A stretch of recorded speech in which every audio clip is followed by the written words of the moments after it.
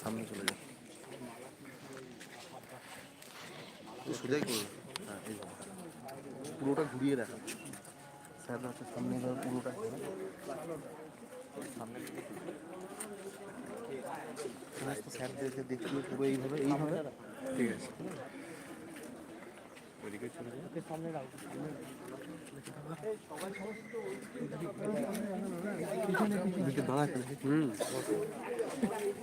সামনে যাবো তো কথা বলি একদম পেছনে চলে গেলে দেখতে হবে। ভাই এই স্যারদেরকে ফোকাস করো, স্যারদেরকে এই জায়গাগুলো ফোকাস করো, ঠিক আছে? পুরোটা এদিকে চলে যা, এখানে চলে যা।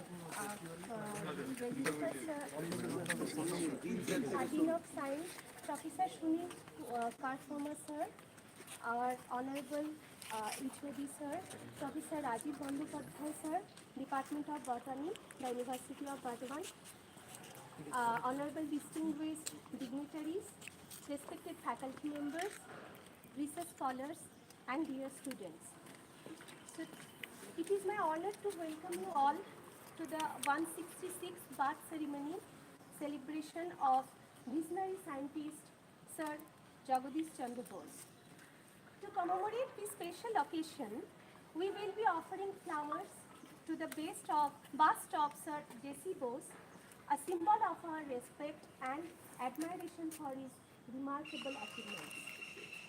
In addition, we will be also planting trees in our department, signifying our commitment to nurturing growth, innovation, and excellence. Thank you all. Sir, please.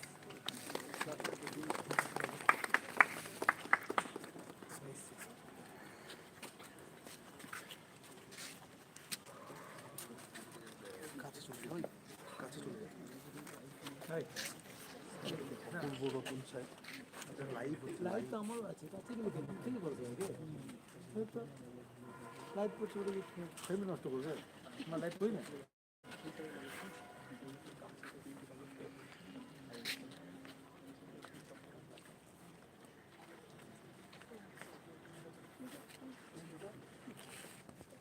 May I now request our Professor Somen Bhattacharya sir.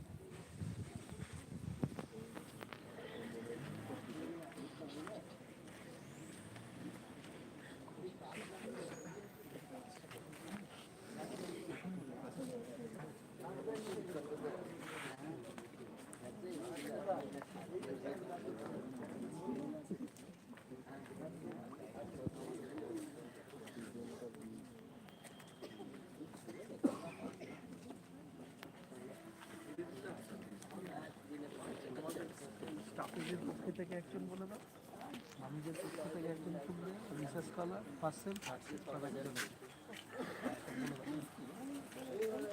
মোটামুটি এদের হতে হতে ডেকে দাও যে আমাদের স্টাফেদের মধ্যে থেকে কাউকে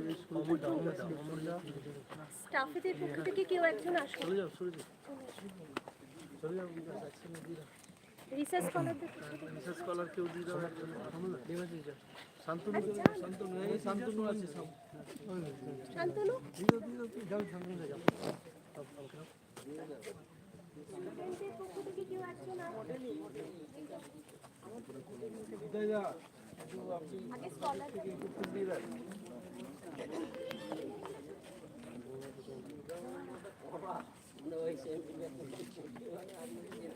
এদিকে গাছ নিয়ে চলে এসো।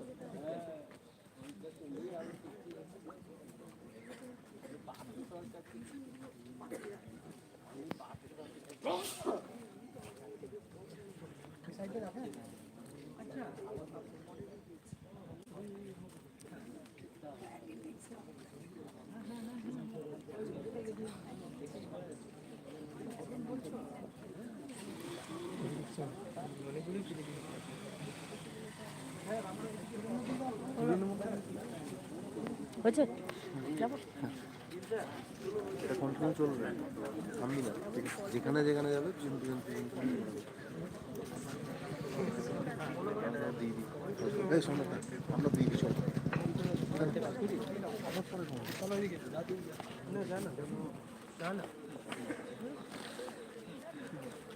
ওইদিকে ভাই প্ল্যান্টেশন প্রোগ্রামটা ওইদিকে যাবো।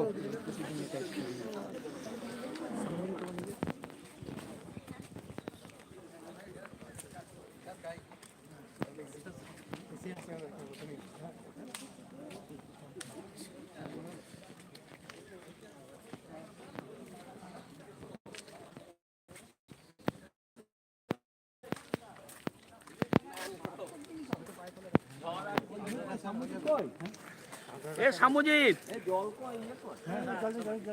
তুই ওইদিকে চলে যা, জয়দার এদিকে যাচ্ছে, জয়দার সেটা চলে যাবে। সামুজিৎ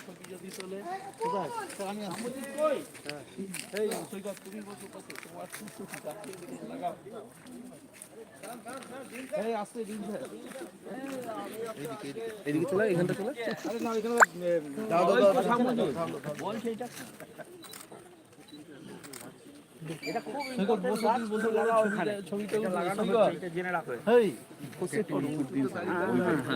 বলতে বলতে ভিডিওটা করবে।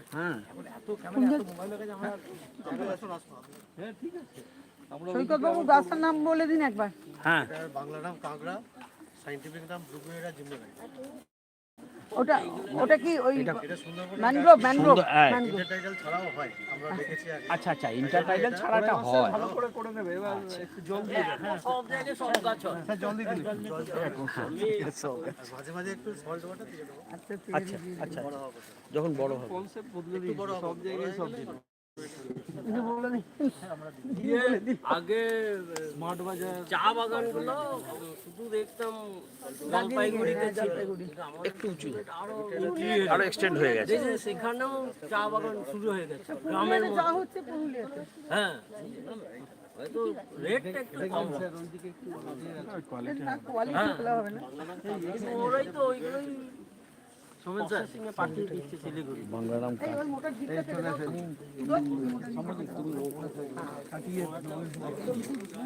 ওরা তো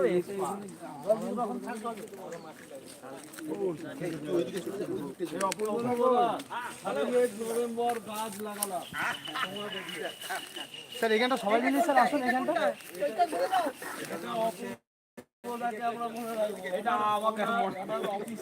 দাদা একটু তুমি এদিকে এসো। আমি বললাম সায়েন্টিস্টের সামনে লাস্ট হয় না। এই ছবি তোলো ভালো করে। আচ্ছা ওইটা কি রাখবে ঘিটা নাকি এটা? হ্যাঁ ওইটা থাকতে হবে। ঘি ঢুকে না? ওইরকম দেখতে ওটা থেকে জার্মিনেট করে দেবে। আবার বলো এটা কি নাম বলো চলে যায়। এটার নাম হচ্ছে বাংলা নাম। হ্যাঁ হয়েছে তো? হ্যাঁ ঠিক আছে স্যার এক মিনিট। Dialogue purpose গানাটা।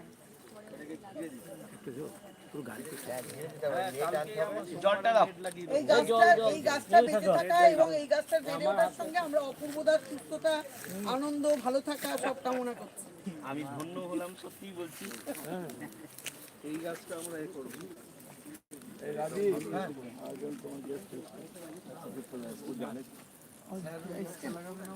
আমি আমার হাতে গাছ লাগালে গাছ কেন আমি বেশিরভাগ গাছের আমি তো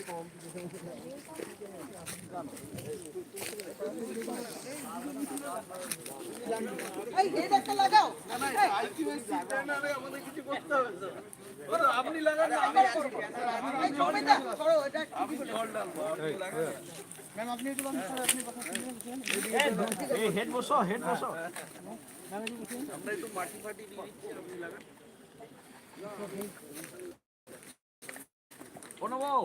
এখানে বসো এখানে বসো না তুমি যাও তাই বললাম স্যার আপনি চলে যান তুমি যাও আমার ছবি তুলে যাও তুমি যাও জল দাও এই জল যাও যাও যাও এই মোবাইলটা দাও যাও দিন নাও হ্যাঁ এটা নাম বলো কাঁকড়া গাছ এবং সাইন্টিফিক নাম ব্লুবেরি জিম্বো এটাও কাঁকড়া গাছ একটু স্নান করিয়ে দাও এই গাছকে সাইন্টিফিক একটু নেমটা স্নান বলো করিয়ে দাও সাইন্টিফিক নেমটা বুভেরা ব্লুবেরি জিম্বো রুগিয়েরা জিম্নোরাইজা বাংলা নাম কাঁকড়া কাঁকড়া এটা ফুলটা আসলে লাল কাঁকড়ার মতো হয় বলে আচ্ছা এই গাছটির নাম কাঁকড়া।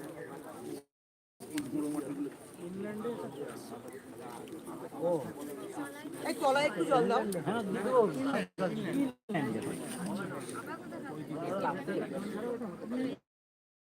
সব ম্যানগ্রোভ সব ম্যানগ্রোভ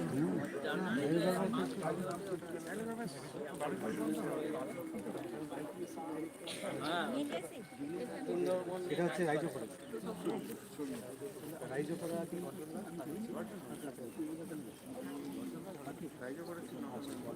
আচ্ছা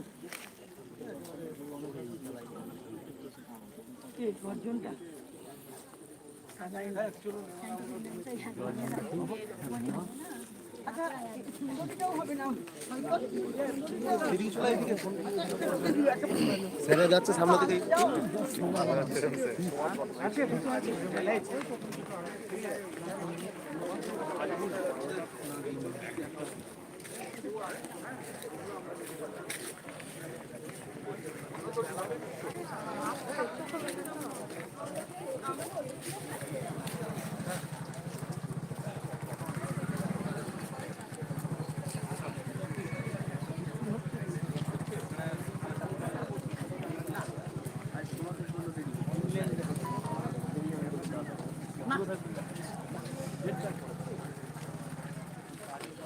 না পড়লে কি হবে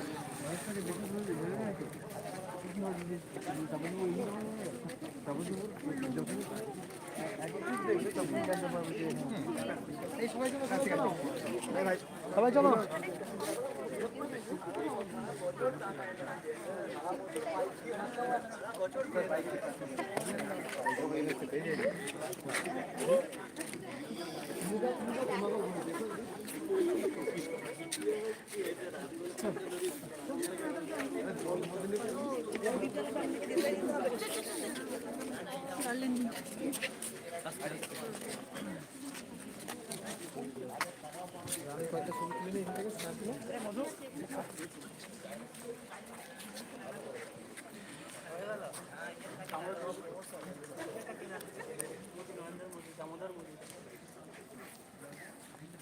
এই ইয়ে জয়দার ছবি দাও একটা জয়দাকে দাও জয়দার ছবিটা তুলো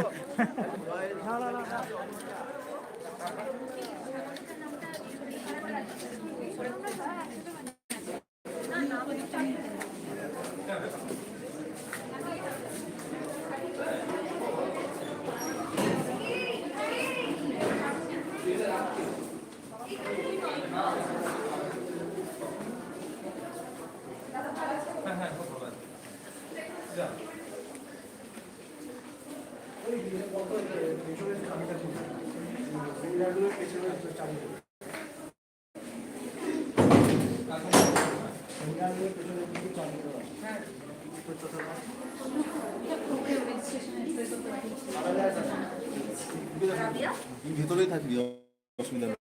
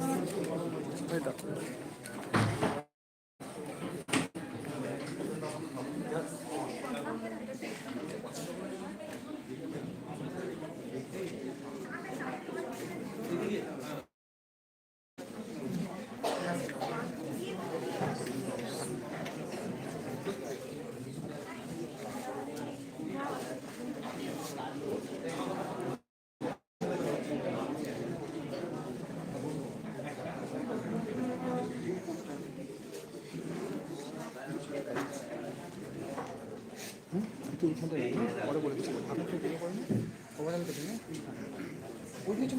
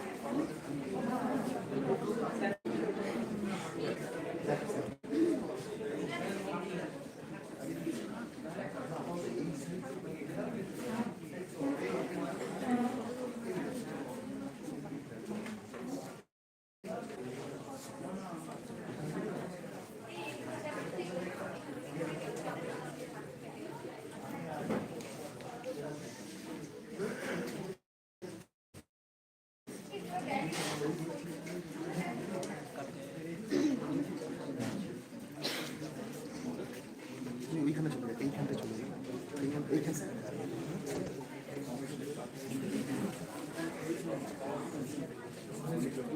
এইখানটা দাঁড়িয়ে থাকে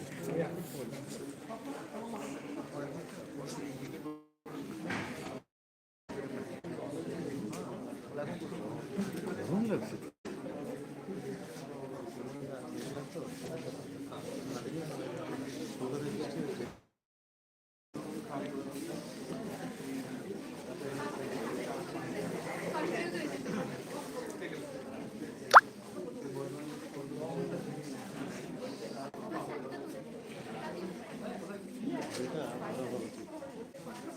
অপশন নেই আবার নতুন করে করতে হবে পরিস্থিতি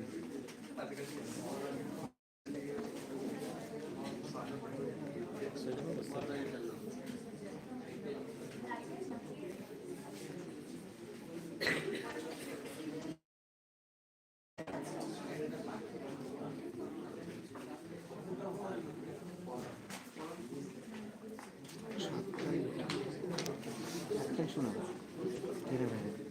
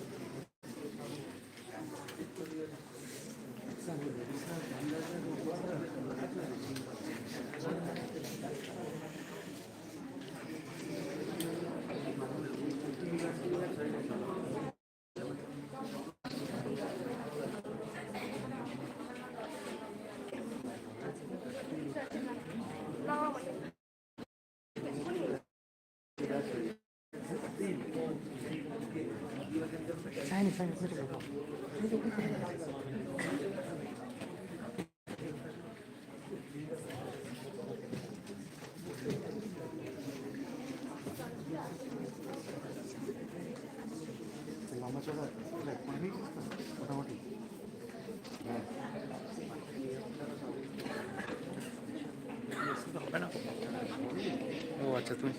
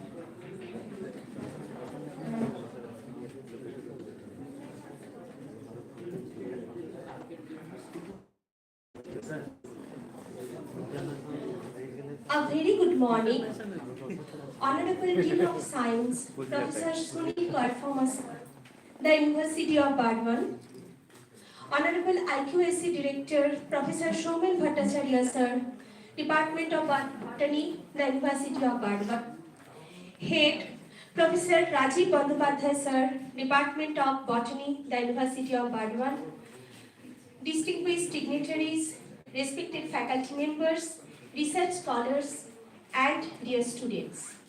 Greetings on the day. It is with great pleasure and honor that I extend a warm welcome to the celebration of 166th birth anniversary of Acharya Jagadish Chandra Bose and One Day National Seminar 2024. Organized by Department of Botany, UGC Center for Advanced Study, the University of Bardhaman. Today, we gather to pay tribute to a pioneer who revolutionized our understanding of the natural world. As we celebrate this milestone, we acknowledge the profound impact of JC Bose's work on the field of physics, biology, and botany. His groundbreaking research on plant physiology and the invention of CRISPR, a device that measures plant growth, continue to inspire scientists and researchers worldwide. Now, we are about to start our next session with lamp lighting along with inaugural song. Acharya Jagadish Chandra Bose delivered his famous speech, The Voice of Life, on his 60th birthday, 30th November 1970, and dedicated the eminent Bosu Vigyan Mandir to the service of the nation. The institute was founded as not merely a laboratory but a temple, with its principal aims being the advancement of science and diffusion of knowledge. Kaviguru Rabindranath Thakur himself composed the anthem for the institute, stating as Matri Mandiro Punno Angan. We are about to commence out event by lighting the lamp of knowledge and wisdom. It's our honor to invite all the honorable dignitaries to kindly come forward for lamp lighting, and I am also requesting all participants to perform the inaugural song. বিজ্ঞান লক্ষ্মীর প্রিয় পশ্চিম মন্দিরে দূর সিন্ধু তীরে হে বন্ধু গিয়েছ তুমি জয় মাল্য খানি শেখা হতে আনি দিনহীনা জননীর লজ্জা নত শিরে পরায়েছ ধীরে সবাই জানেন একশো ধরুন বলে আমরা ফাঁকা রাখছি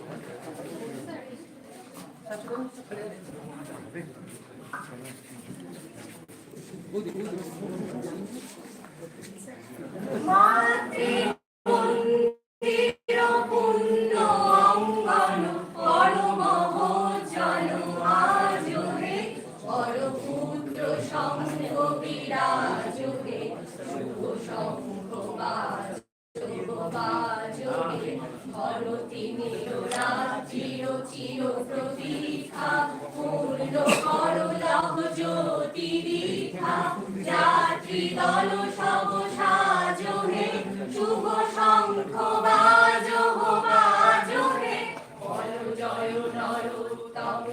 পুরুষ সপ্তম জয় তপস্বী রাজ হে জয় হে জয় হে জয় হে জয় হে এসো বজ্র মহাশনে মায়াশীর ভাষণে সকল সাধক এসো হে ধন্য করো এ দেশ হে সকল যোগী সকল ত্যাগী এসো দুঃসহ দুঃখ ভাগী এসো দুর্জয় শক্তি সম্পদ মুক্ত বন্ধ সমাজ হে এসো জ্ঞানী এসো কর্মী নাশো ভারত লাজ হে এসো মঙ্গল এসো গৌরব এসো অক্ষয় পুণ্য সৌরভ এসো তেজ সূর্য উজ্জ্বল কীর্তি অম্বর মাঝ হে বীর ধর্মে পুণ্য কর্মে বিশ্ব হৃদয় রাজ হে জয় জয় নরোত্তম পুরুষ সপ্তম জয় তপস্বী রাজ হে জয় হে জয় হে জয় হে জয় হে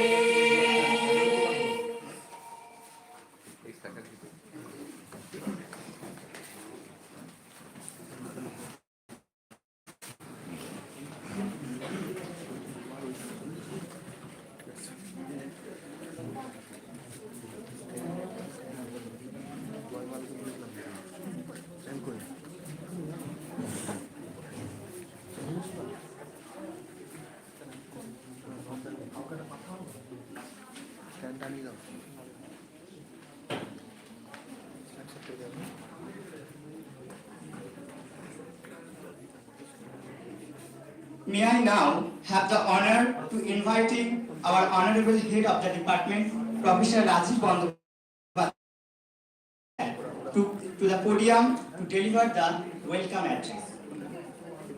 Sir, please. ঠিক আছে স্যারদের নিয়ে যাই বলো করতে থাকো next read out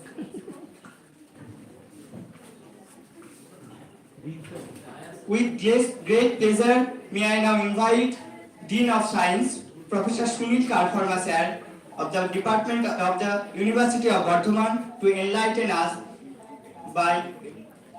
to grace the dais.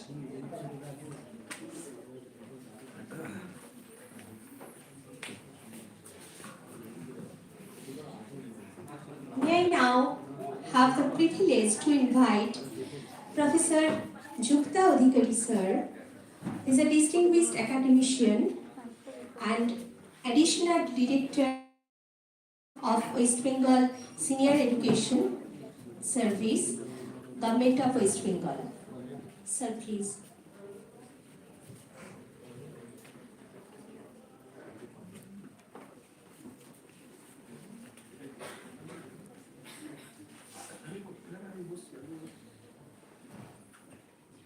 May I now request Honorable IQAC Director Professor Soumya Bhattacharya sir to grace the podium.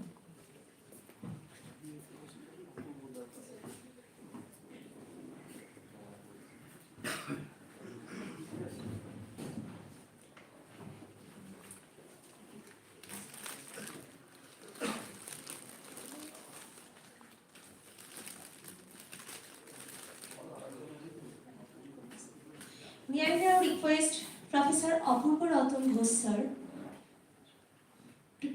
to grace the podium, sir, please.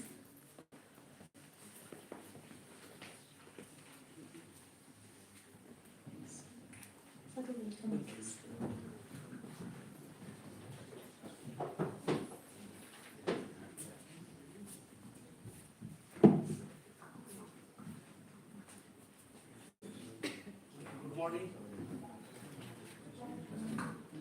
Good morning. Warm welcome to the Department Department of Botany BU. So for special reason, our Honorable Vice Chancellor Sir and Registered Sir, they are not here, but they are with us always. And today we have with us our Dean, Faculty of Science, Professor Sunil Karpurma Sir, our Professor Jukta Adhikari Sir, and we have with us IQAC Director, Professor Somen Bhattacharya, and we have today special guest, Professor Apurva Ratan. We are very happy because Sir is very active and today is his official last day, but till in the last day we make him busy for the whole day and he will extend his service further also. Anyhow, we have overall 132 registered participants, those who are attending online also, and we have our research scholar, PG third semester student, first semester student, and all our staff members, gardeners, all are here. So though it is a so-called off day or holiday in the university because it is Saturday, and some of our senior professors advised us to celebrate the birthday on the same day, don't defer, prepone or postpone. So we are celebrating on Saturday. We are with us the media persons. So I welcome you all. So Madam is from Prasar Bharati and different channels, Botany newspaper and many more media he covers. So I welcome each and everybody, and mostly the research scholar and students. They showed their efforts and they made different oral and posters for the presentation. We have in the first half the scientific program mainly two speakers. Professor Nitai Chandra Mondal sir is coming, he is on the way, and our second speaker is Professor Somen Bhattacharya sir. And then in the second half we have dedicated for the student and research scholars, and they will present their oral poster presentation side by side. We have with us Professor Navakumar Mondal sir. He will organize the quizzes. So we have introduced the quizzes this year, and I welcome all. Professor Anupam Basu is here, and some other faculties from other institute and universities, they are here. So I welcome all on behalf of the department and on my personal behalf. Thank you all.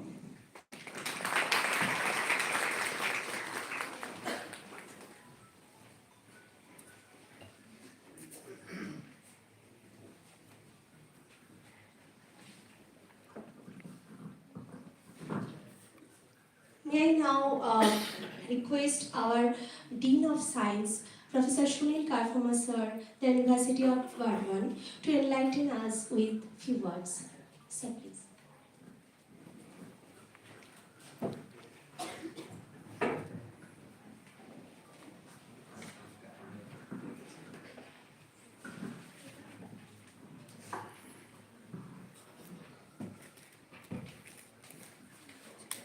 Respected dignitaries on the dais and off the dais, the galaxy of academicians present in this hall,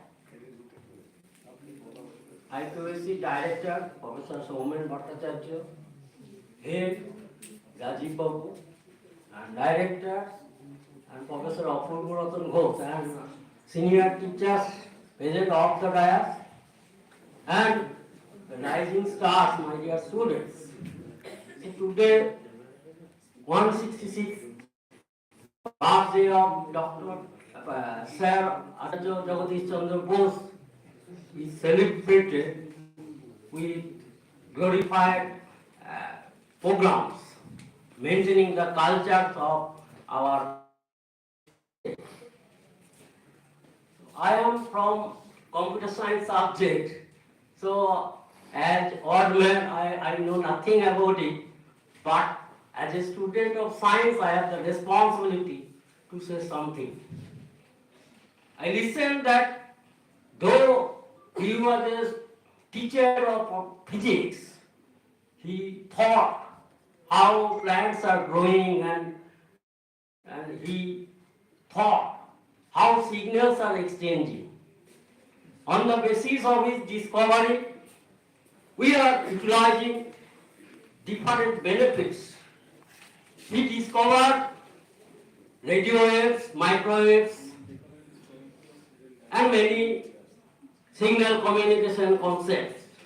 That concept is used in Wi-Fi devices nowadays. So think about the fact, when Sir visited the foreign, then the country was ruled by British.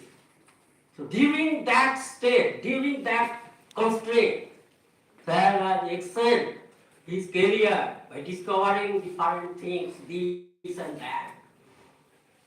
In university complex, as dean, we are observing whenever we visit different departments, we get different this thing, that thing, this infrastructure, that infrastructure is not available, please give. But as scientists, you have to solve your problem like Sir JC Bose discovered the device. As per need, you have to discover. As per availability, you have to discover. You have to think critically. Nowadays, everything is going towards dry laboratory. So, if dry laboratory is used, our environment would be safe. The hazards created by waste in different laboratories, there are different types of waste. That is not managed scientifically, so they are making different types of hazards. Where we visit every day during morning walk, we see Sir JC Bose standing with a plant.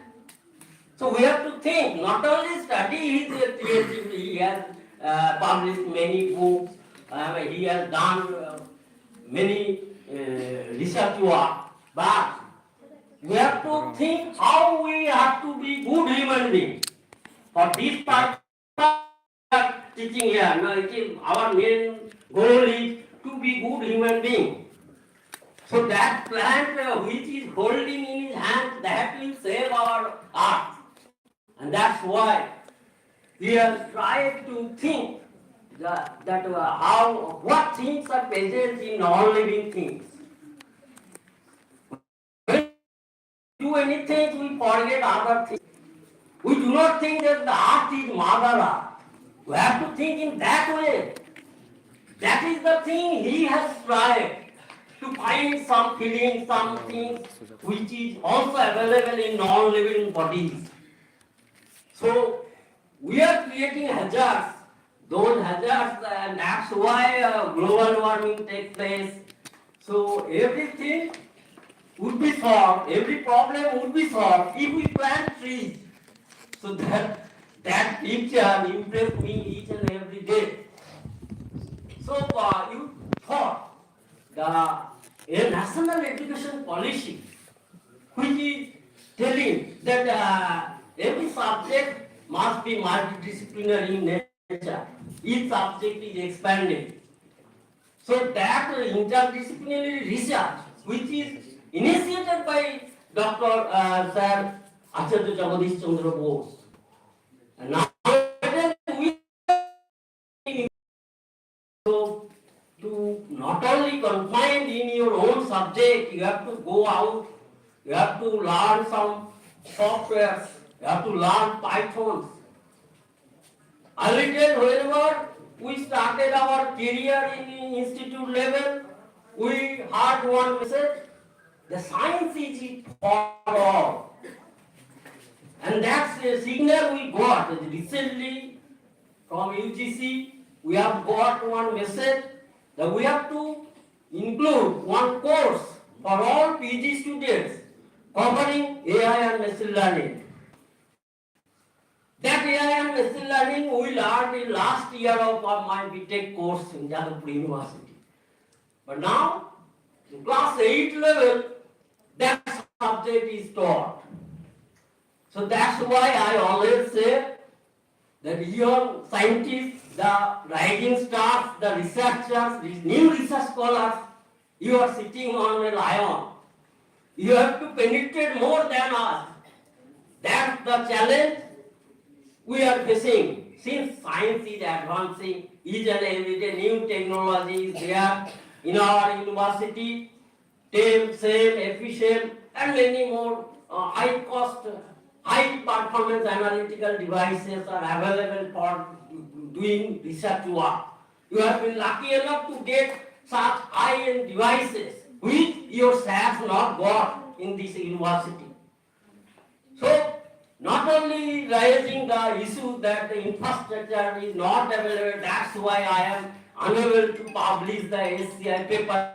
What you have to do? You have to publish SCI paper. That's the change takes place right now. That's why I am saying multiple times that we are sitting on a lion. You are sitting on a lion. You have enough infrastructure, enough devices.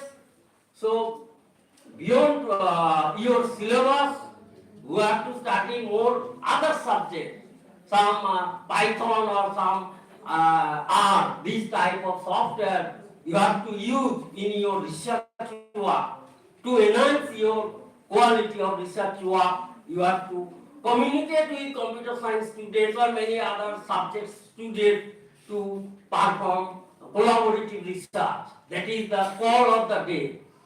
I hope today's discussion, interaction, deliberation will enrich you all.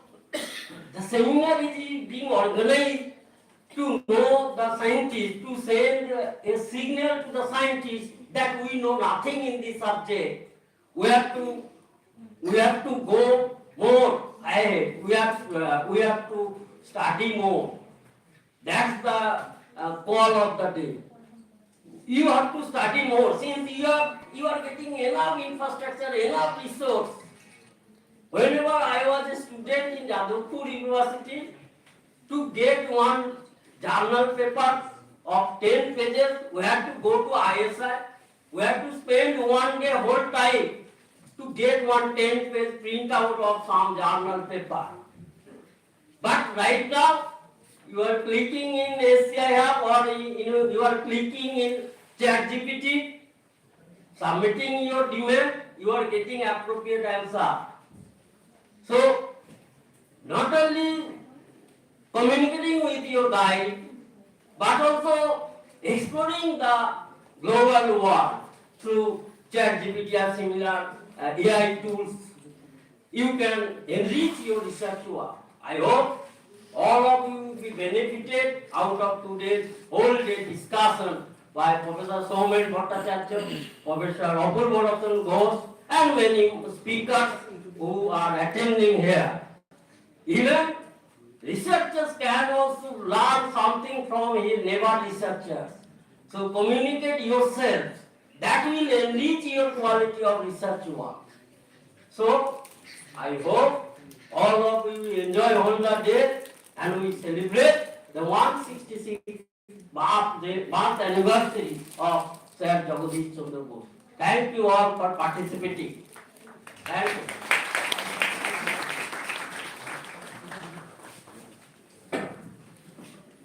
Thank you, sir, for your esteemed perspective.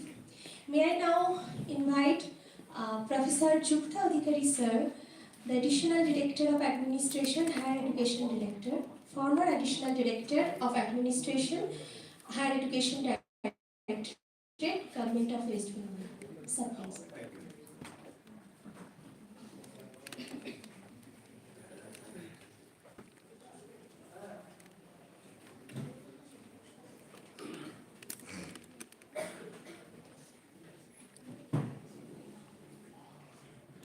Good morning, everyone. First, I would like to express my gratitude to the honorable dignitaries, the faculty members of the Department of Botany and other departments of Botany University, and above all, our beloved students and scholars.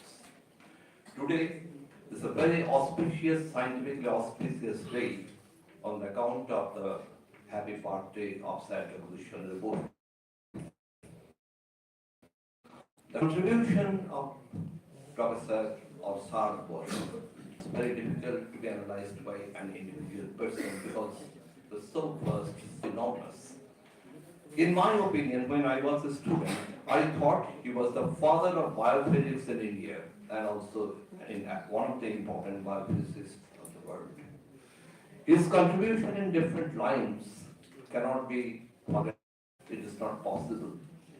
I am not going into the details of the contribution of Professor Basu or Sakosu, whatever would like to say. And his concept in literature, music, and also in plant science, just unthinkable, unbelievable. He wrote many books, both in Bengali and English, and published several papers, which you can get from the internet. I would like to extend my talk much more because it's an inaugural session. So lastly, I would like to express my sincere thanks and gratitude to the organizing committee of this seminar, and I hope the delegations will be very much successful. Thank you very much.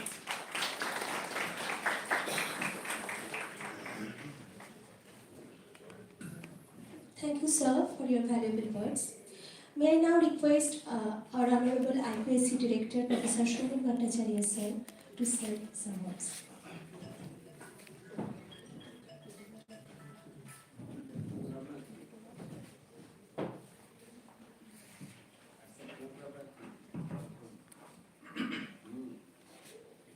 A very good morning to all of you. My gratitude, my respect, my heartfelt homage to Sir Professor Bose, JC Bose, whose 166th birth anniversary we are going to celebrate. We all know that.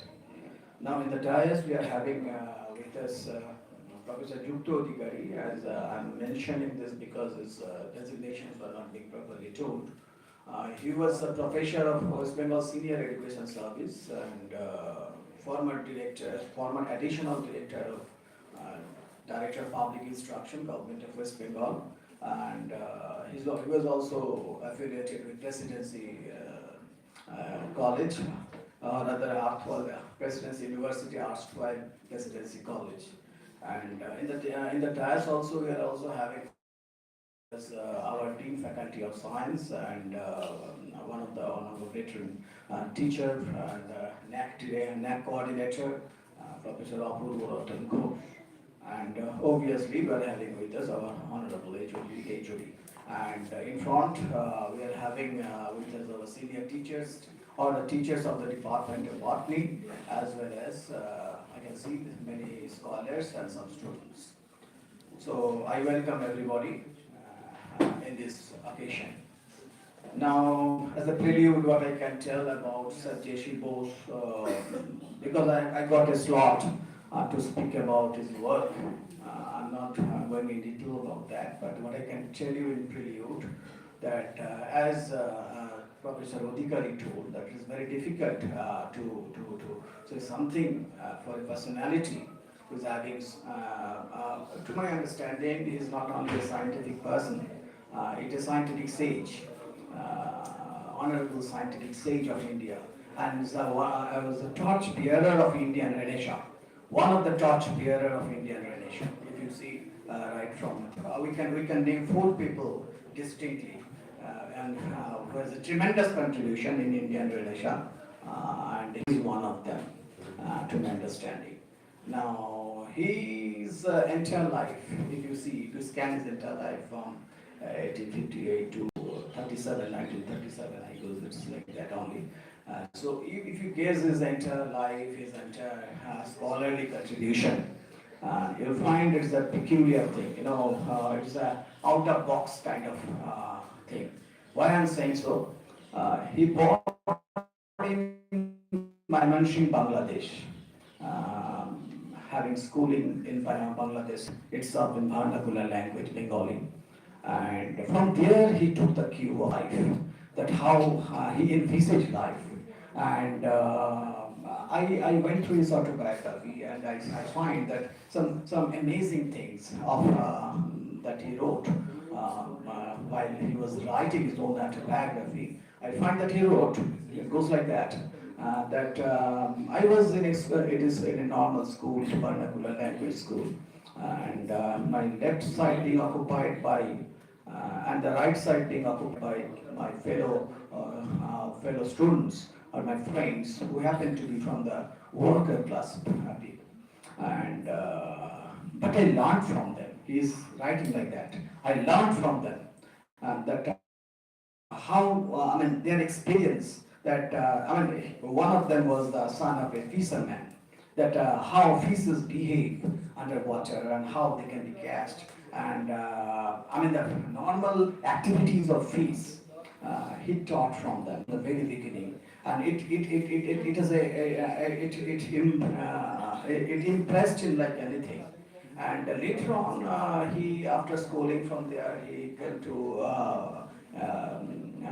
he did his graduation from Scottish, I think, and Scottish Church, and then sorry, St. Xavier's, not sorry. St. Xavier's, and then he went to abroad for pursuing his degree in medicine. You think of it. He went to abroad for pursuing degree in medicine, but he has a different destiny altogether. And we find that he left after a few months or maybe 1 year like that, because he got allergic to kind of environmental condition that he has to go through in the laboratories particularly. So it didn't suit him. So he joined natural science. And there he met some personalities who actually saved his mental faculty. Because, there lies the significance of the teachers. Now, if the teacher failed to deliver in that sense, it's not like that you are delivering, you are teaching them only in the classroom.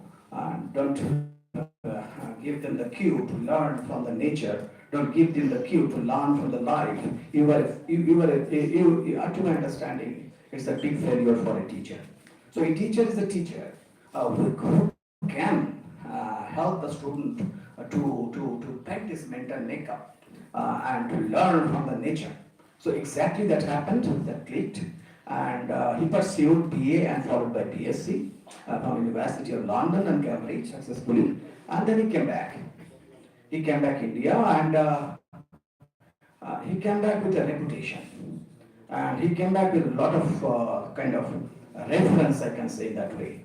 So the viceroy, the then viceroy of the British India, then recommend Director of Public Instruction of West Bengal to take this fellow and put him in the Presidency College.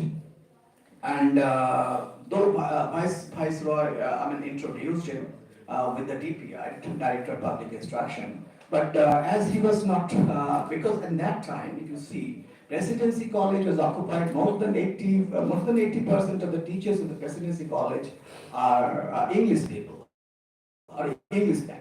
So they had a kind of apathy from this kind of black people, and initially he was hindered.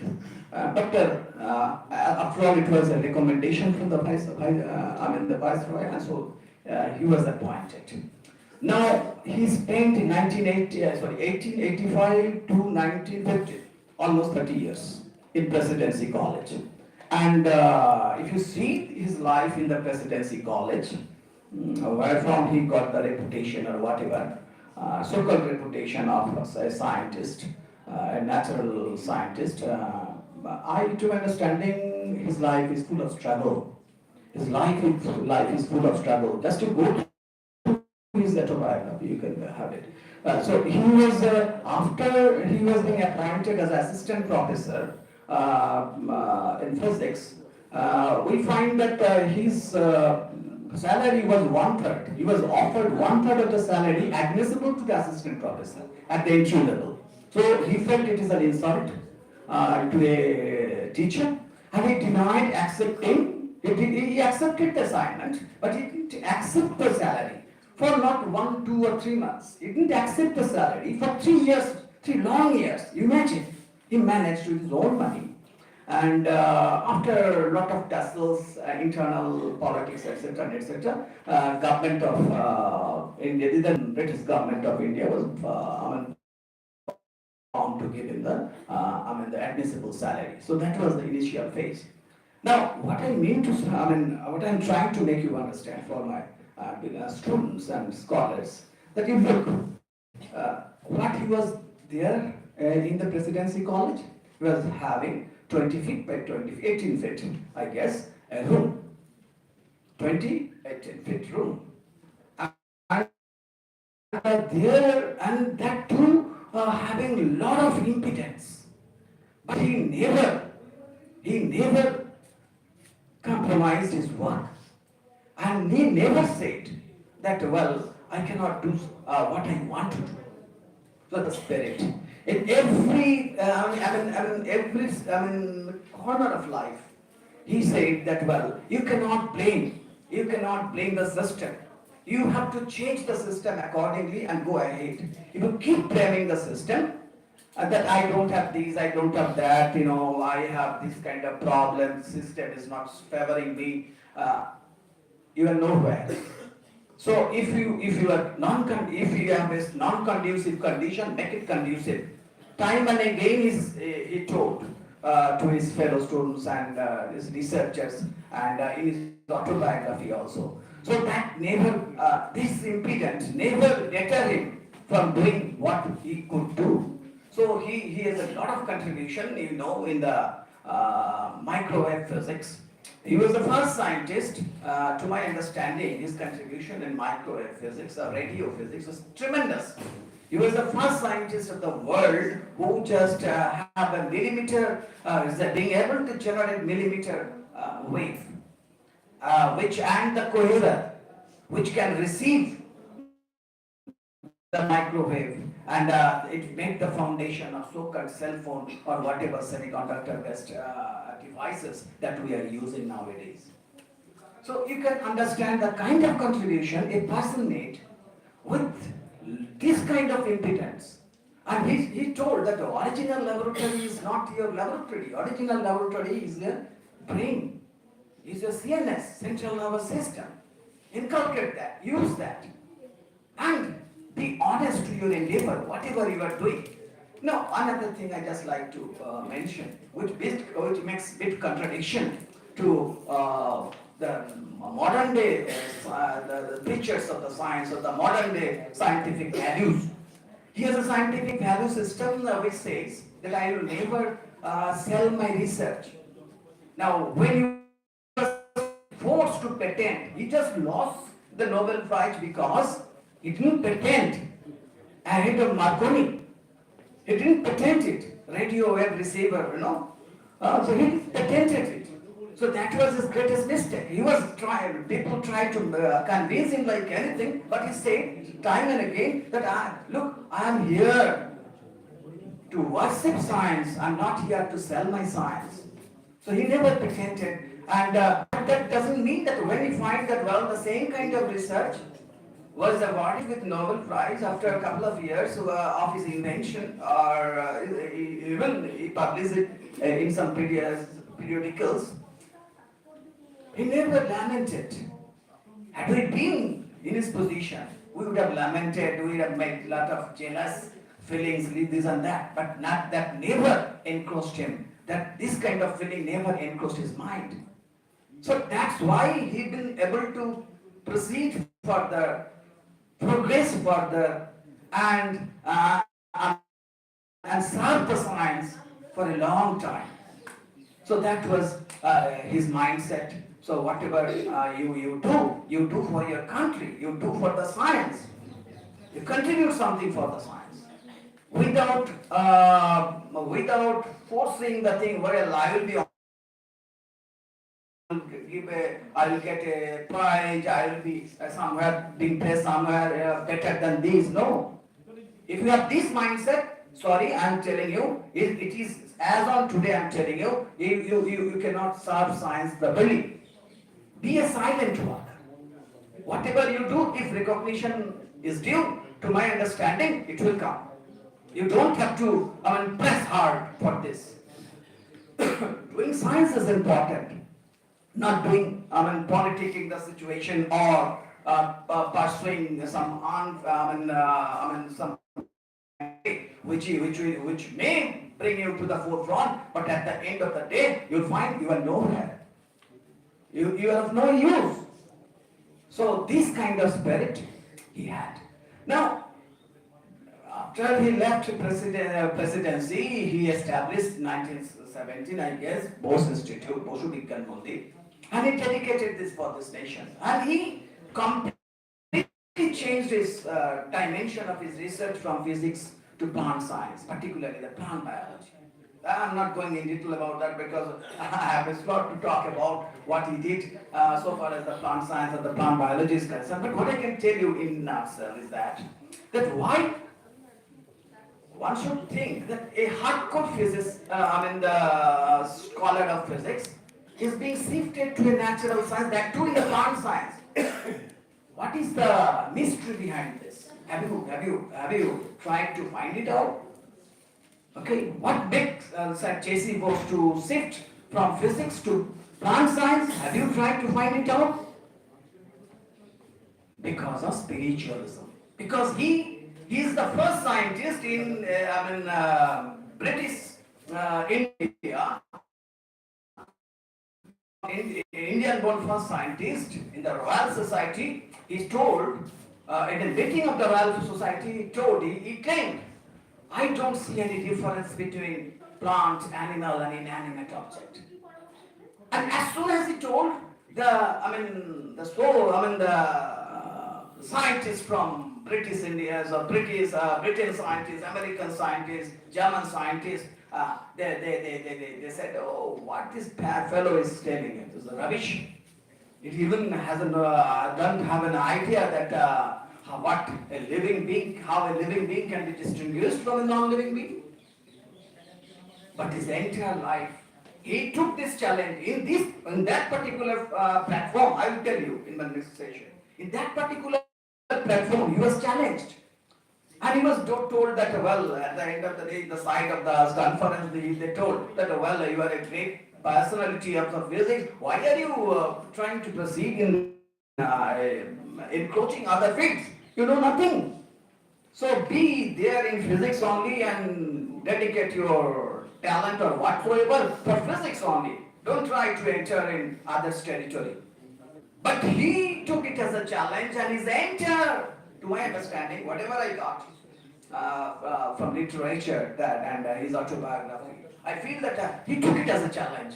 Until the last day of his life, he pursued in that particular philosophy of science that, well, the distinction between plant, animals, and inanimate objects is all artificial in our ultimate sense.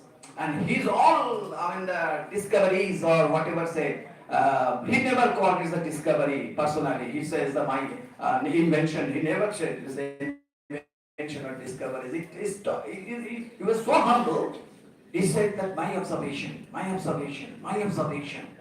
Okay, so you learn from his kind of philosophy. To my understanding, he was a great success. So far as understanding science, perceiving science, inculcating scientific values, inculcating and matching the scientific values with the spiritualism. Okay, so that's why he was successful. That's why we are remembering him even after 65 years. So, to my understanding, his contribution is beyond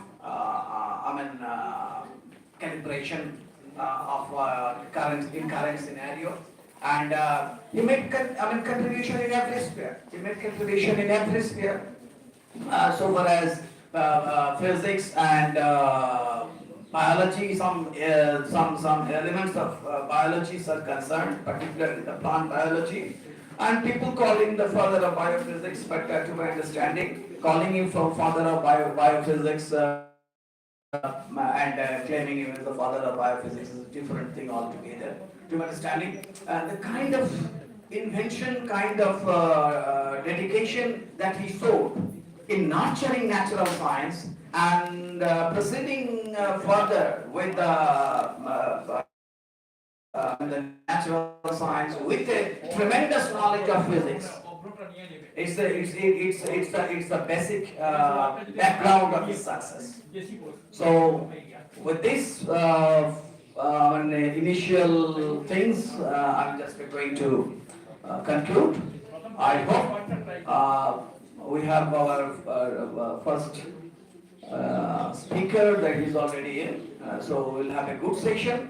We can learn, but I will request all the students, particularly the young students, young imbibing minds, to not just you came and you celebrate, you have some good food and you went off. No, that's not our spirit. You, JC Bose, inculcating the values of JC Bose is every day. You come here with an intention that I will learn something and I will do something and I will just deliver something. Okay, thank you very much.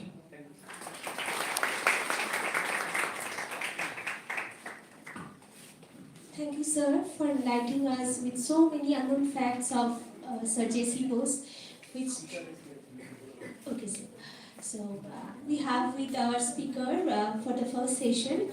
So, we are actually running out of time. So, may I now request Professor Apurva Ratan Ghosh, sir, the Department of Environmental Science, the University of Bardhaman, to say a few words. Good morning, everybody present here today. I am fortunate enough to be associated with this occasion.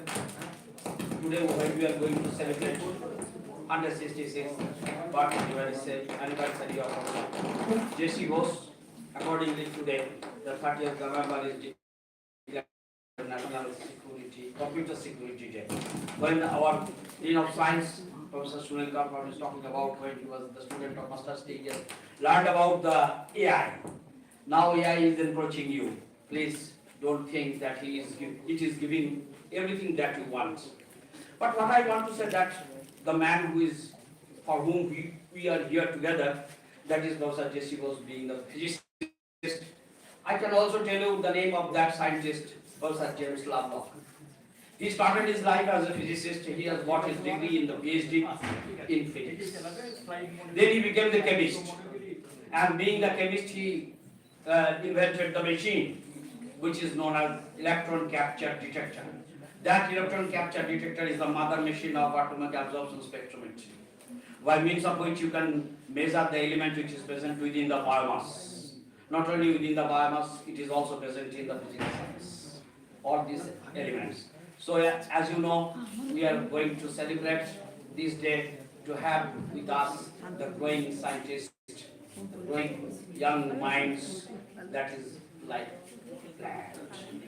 I am also thankful to be associated with this, the Department of Botany, those who are growing in such a way, not only with their buildings, but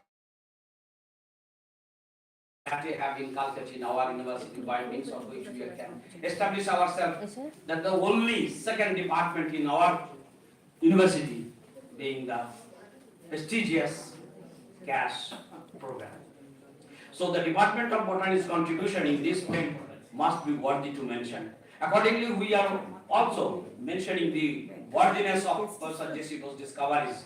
Secondly, I can also remember in this fact that if you compare with the Alva Edison, Thomas Alva Edison, 193 patents he has got, and he was known as father of technology. But don't think about it when he is in the USA and our scientist was in Bengal in India. How many patents he has got? Hundreds and thousands of 93. If, as you have learned from Professor Soman Bhattacharya, that if he wants, he can also have this huge number of patents. But we are not fortunate in this occasion. But we have learned so many things from the distinguished scientists like Professor Adhikari, Professor Soman Bhattacharya, and over and above our very respected Dean, Professor Sunil Karpar. Thank you for giving me this opportunity to share my views with you. Thank you once again.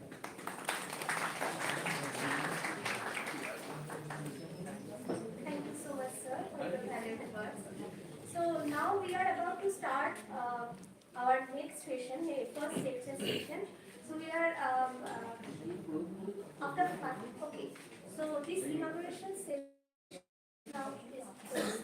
So we will let's move forward for the next lecture session. Thank you, sir.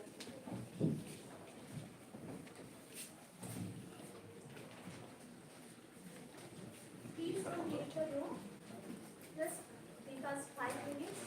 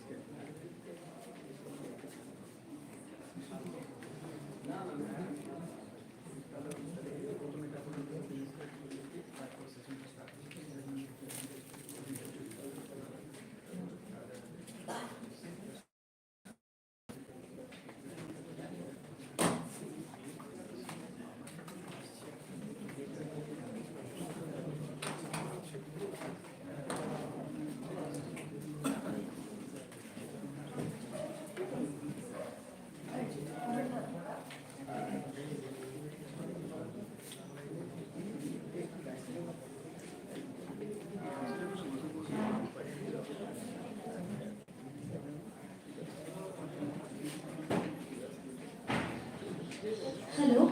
So, as our Dean of Science sir have so many works, so he will about to leave. So, may I now request our IPC Director Sir Shomen Bhattacharya sir to kindly felicitate our Dean of Science sir.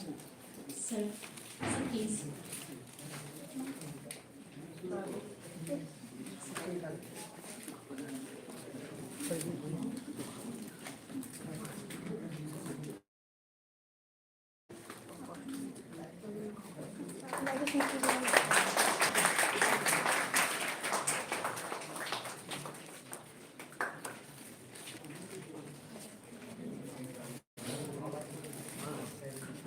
Thank you, sir.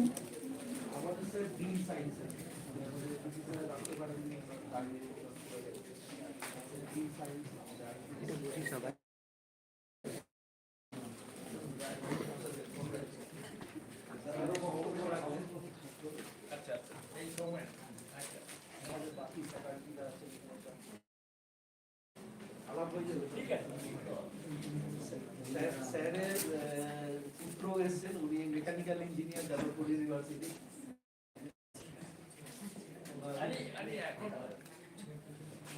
লাইভটা যেটা sir বলে তারপর of করুন।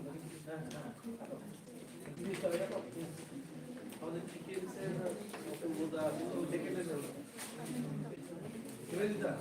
শুরু করো 12টা 3।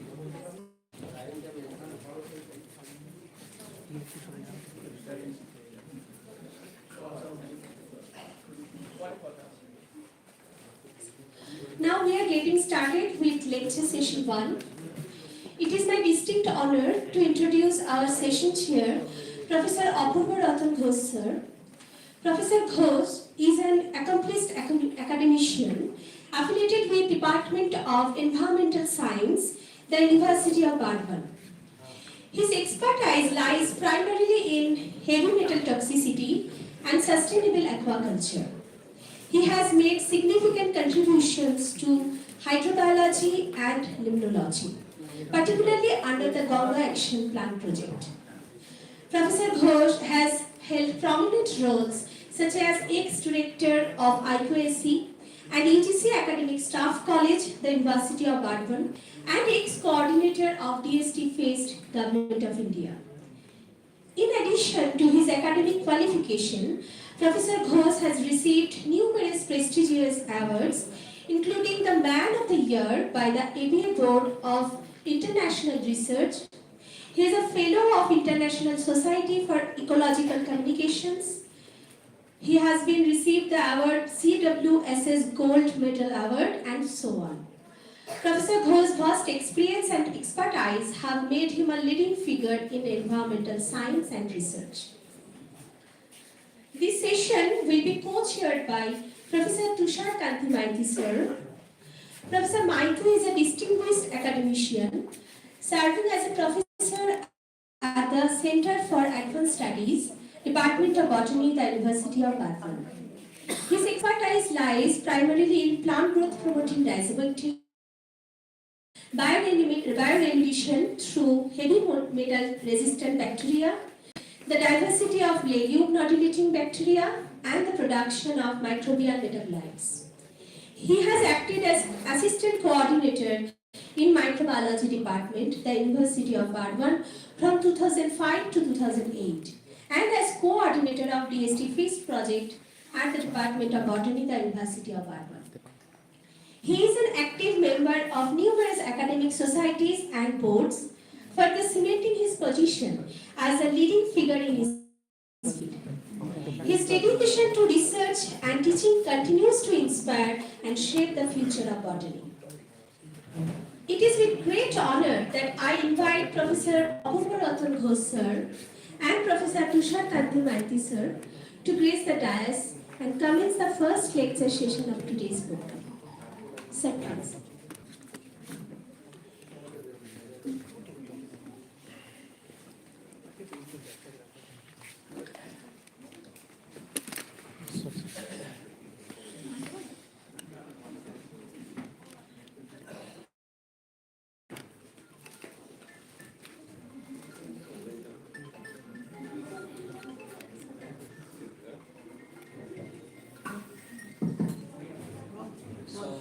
Once again, greetings of the day. Now, here we are eagerly waiting for our scientific discussion with Professor Nitai Chandra Mondal. And before going to start this session, may I request our co-chairperson, Professor Tushar Maity, to give a brief introduction about person. Good morning, everybody. So it is a great pleasure to introduce Professor Nitai Chandra Mondal to the academicians and researchers. Professor Mondal passed PhD honors in chemistry from Midnapur University in 1959 when this college, Medium College is under the Calgary University. He did MSc in 1962 and PhD in 1969 from both Calgary universities. And in the first class passed and received the gold medals in MSc. He did his research at first Professor Suprabhat Mukherjee Rajabhai Science College from 1964 to 1965. Later, he did his PhD research in plant biochemistry under Professor B.V. Vistas at Bose Institute, 1965 to 1970. After that, he went to USA for the postdoctoral research work, and he switched over his molecular biology by working on RNA bacteriophage, QJ3, 1970 to 1972, Department of Molecular Biology, Albert Einstein College of Medicine, New York, with Professor J.T. August. And then he also shifted his work, basically the bacteriophage lambda molecular biology, 1972 to 73, in Department of Microbiology, University of Southern California, Los Angeles, with Professor Margaret Lee. After completion of the postdoctoral research work, he joined the Department of Biochemistry, Bose Institute, Kolkata, in July 1974 as a lecturer, and retired in 2003 as professor and environmental scientist CSA. At the Bose Institute, he developed molecular genetics using Bachelor Lambda as a study system, which he continued till his retirement. He published original research paper in high impact practice journal like Journal of Biology and Chemistry, Journal of Biology, Journal of Biochemistry, Journal of General Biology, PNS USA, Journal of Biochemistry, Molecular Genetics, and so on. He also published many books, chapter review articles, and also bibliography of the JC Bose and Sir Professor. He wrote many books, including History of Science, India, Volume 8, Biochemistry, Biophysics and Molecular Biology, with co-author Professor D.G. Chakrabarty. He also participated and delivered lectures in both national and international seminar, conference, and workshops both India and abroad. He produced 18 PhD students. All have been serving in different capacities in academic and industrial institutions like Vice Chancellor of the University, Director, Vice President, Head of the R&D, etc.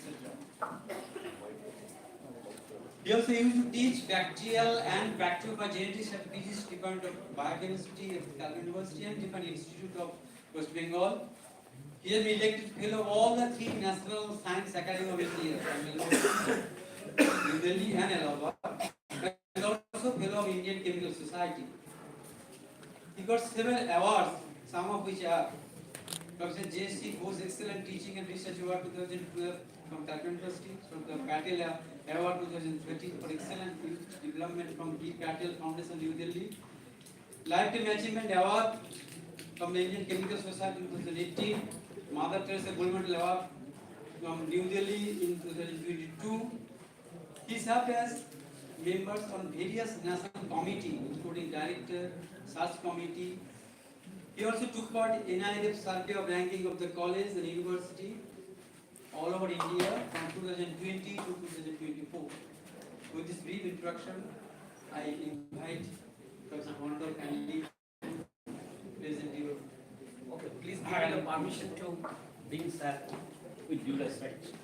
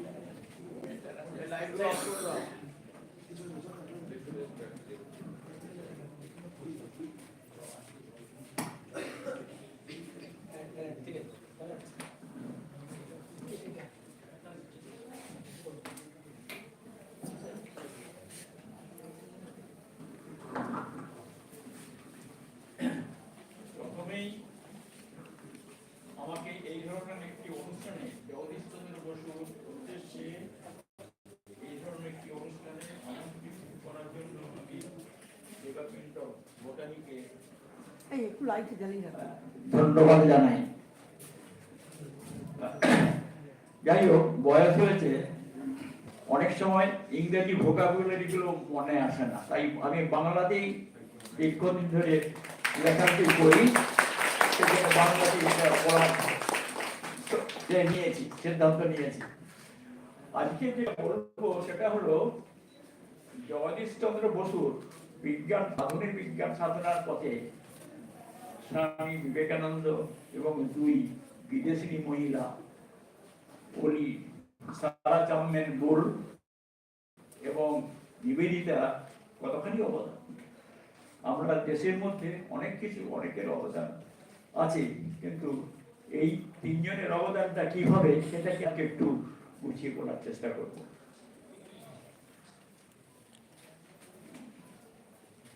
Page down কোথায়? Page down.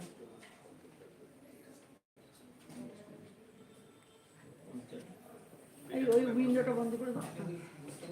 Present মনে করে দাও। প্রথমে জগদীশ চন্দ্রের একটু জীবনপঞ্জিটা সংক্ষেপে বলে দিচ্ছি, কারণ প্রথম লেকচার তো হয়তো পরের বক্তা অনেক কিছু বলবে তার বিজ্ঞানের কাজ সম্বন্ধে, আমি ডাইরেক্টলি বিজ্ঞানের কাজে যাব না। জন্ম নভেম্বর 30, 1858, রাড়িখাল গ্রাম, ময়মনসিংহ জেলা। পিতা ভগবান চন্দ্র বসু এবং মাতা কামাসুন্দরী বসু। ফরিদপুরে তার পিতা প্রতিষ্ঠিত বাংলা মাধ্যম স্কুলে তাকে প্রথম দেন, কারণ ভগবান চন্দ্রের ইচ্ছা ছিল যে প্রথমে আগে সে মানে পরিবেশের সমস্ত বন্ধু বান্ধবের সঙ্গে শিখে লোকেল আলাদা কাদর ভাষা ইত্যাদি সব শিখুক ভালো করে, সেটাই তার ভিত্তি হবে। তারপর সেন্ট জেভিয়ার স্কুল থেকে এফএ পাস করেন 75 সালে এবং বিএ পাস করেন 79। তারপর তিনি বাইরে চলে যান। অ্যাকচুয়ালি তিনি ডাক্তারি পড়ার জন্য গেছিলেন, কিন্তু স্বাস্থ্য খারাপ হয়ে যাওয়ার জন্য ডাক্তারি থেকে উনি বেসিক সায়েন্সে আসেন। দিয়ে ট্রাইপোস, বিএসসি ট্রাইপোস পান। ট্রাইপোসের বিষয় ছিল ফিজিক্স, উদ্ভিদ বিজ্ঞান, রসায়ন বিজ্ঞান। এনিওয়ে, সেটা ক্রাইস্ট কলেজ থেকে। ডিএসসি পেয়েছিলেন কেমব্রিজ থেকে 1896, সেটা কিন্তু বসু বিজ্ঞান দিয়ে কাজের উপর ডিএসসিটা পেয়েছিলেন, ওখানে না। তারপর তার কর্মজীবনের মধ্যে আছে শিক্ষকতা এবং গবেষণা। তাছাড়া ছিল বাংলা ভাষায় বিজ্ঞান চর্চা এবং বিভিন্ন জায়গায় ছাত্রদিকে উদ্বুদ্ধ করার জন্য বক্তৃতা দিয়ে গেছেন। সেখানে একটা আছে ওই যে ডেলিভারেশন ফর দ্য স্টুডেন্টস, একটা বই আছে এখানে তার লেখা। এনিওয়ে, অন্তিম যাত্রা 23 নভেম্বর 1937।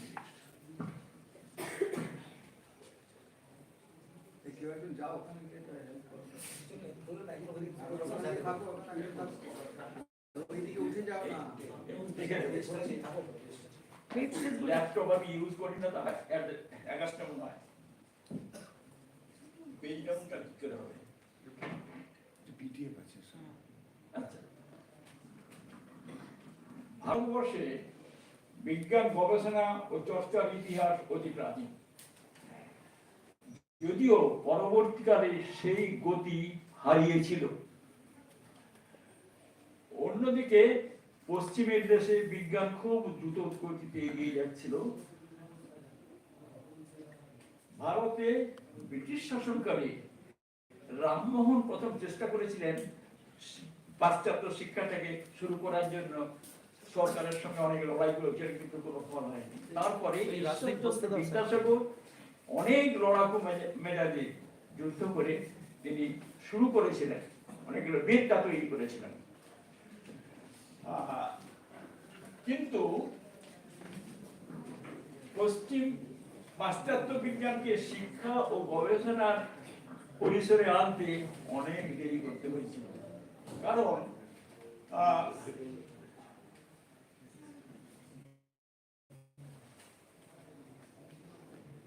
কারণ ব্রিটিশদের মনে বদ্ধমূল ধারণা হয়েছিল যে ভারতীয়রা আধ্যাত্মিক সাধনা এবং সাহিত্যের দিকে বেশি ঝোঁক, বিজ্ঞানের পদ্ধতি তারা বেশি রক্ত করতে পারে। এই অজুহাতে বিজ্ঞান শিক্ষাটাকে দূরে সরিয়ে রেখেছে। সেই রকম একটা পরিবেশে ভারতীয়রা যে বিজ্ঞান, পাশ্চাত্য বিজ্ঞান শিক্ষা করতে পারে, গবেষণা করতে পারে, সেই চ্যালেঞ্জটা জগদীশ চন্দ্র বসু প্রথম গ্রহণ করেছিলেন এবং তিনি দেখিয়েছিলেন যে ভারতীয়রা পারে। তিনি father of the modern science in India তাকে বলা হয়। তো সেই গবেষণার পথে এগোতে গিয়ে তিনি অনেক বাধা পেয়েছেন, বিশেষ করে ব্রিটিশ সরকারের কাছে, আর সাহায্য পেয়েছেন অনেক লোকের কাছে বিভিন্ন ভাবে। তার মধ্যে এই 3 জন লোক, বিবেকানন্দ বিবেকানন্দ, সারা চাম্মেনপুর এবং নিবেদিতা, এই তিনজনের অবতার, যেহেতু তারা বিদেশিনী, তারা এখানে এসে কিভাবে জগদীশ গবেষণার সঙ্গে যুক্ত হলে সেইটা আজকে আলোচনা করি।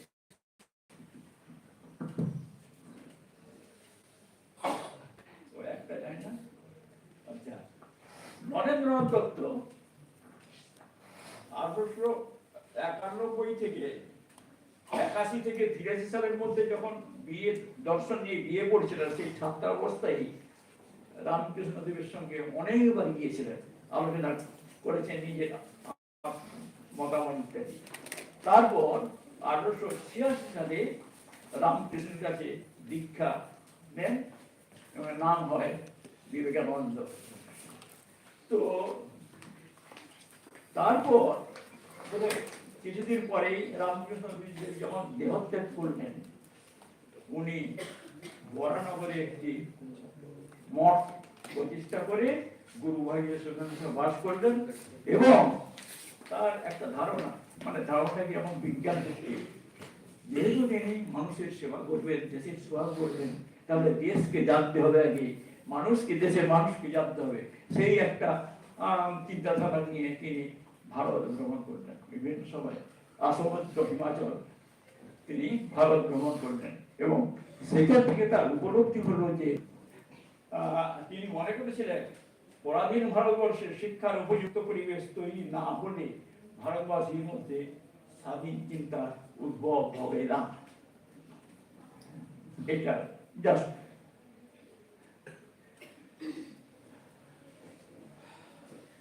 1893 সালে যখন চিকাগো ধর্মসভায় যাচ্ছিলেন জাহাজে করে, সেই সময় জাহাজে জামশেদজি টাটা সঙ্গে পরিচয় হয়, তিনিও যাচ্ছিলেন ওই জাহাজে, পরিচয় হয়। তখন অনেক আলাপ আলোচনা হয়। জামশেদজি টাটা তখন বললেন যে তিনি ভারতবর্ষে ইস্পাত শিল্প প্রতিষ্ঠা করার চেষ্টা করছেন, যাতে দেশে অনেকটা কাজে লাগে। ওটা শুনে বিবেকানন্দ খুবই ধন্যবাদ জানালেন এবং সঙ্গে সঙ্গে তিনি বললেন, পরামর্শ দিলেন যে আপনি যদি ভারতবর্ষে পাশ্চাত্য বিজ্ঞান শিক্ষার মতো, শিক্ষা গবেষণার মতো একটা ভালো প্রতিষ্ঠান করতে পারেন, তাহলে কিন্তু দেশের আরো অনেক উপকার হবে। তো টাটাজি সেটা শুনেছিলেন। পরে চিন্তা করে বিবেকানন্দের কথা তার মনে লেগেছিল।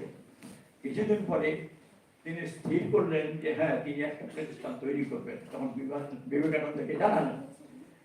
জানাতে বিবেকানন্দ তো খুব খুশি হলেন যে হ্যাঁ, উনি নিয়েছেন এই মতামত। তখন উনি মহীশূরে মহারাজা কৃষ্ণ উদয়ের কাছে চিঠি লিখলেন যে জামশেদজি টাটা একটা বিজ্ঞান প্রতিষ্ঠান তৈরি করবে, তার জন্য তুমি তাকে জায়গা দাও। তো ওই মহারাজের মনে সেটা জানলো। সে 1909 খ্রিস্টাব্দে বেঙ্গালুরি 273 একর জমি দান করলেন টাটাকে এবং সেইখানে এক বাড়ি তৈরি হলো। হয়ে 1911 সালে সেটি প্রতিষ্ঠান হিসেবে যাত্রা শুরু করলো। নাম হলো ইন্ডিয়ান ইনস্টিটিউট অফ সায়েন্স। সেটা আইডিয়াটা কোথায় থেকে এসেছিল যে আমেরিকার প্রথম ইউনিভার্সিটি বাল্টিমোরে জন হপকিন্স ইউনিভার্সিটি 1885 সালে বোধহয় 1875 সালে শুরু করেছিল। সেই জন হপকিন্সের আদলে ইন্ডিয়ান ইনস্টিটিউট অফ সায়েন্সটা তৈরি হলো। কি দিয়ে? রসায়নের মৌলিক এবং টেকনোলজিক্যাল ব্যাপার নিয়ে আর ইলেকট্রিক্যাল টেকনোলজি, এই দুটো বিভাগ নিয়ে শুরু হলো। তখনও কিন্তু হ্যাঁ শুরু হলো।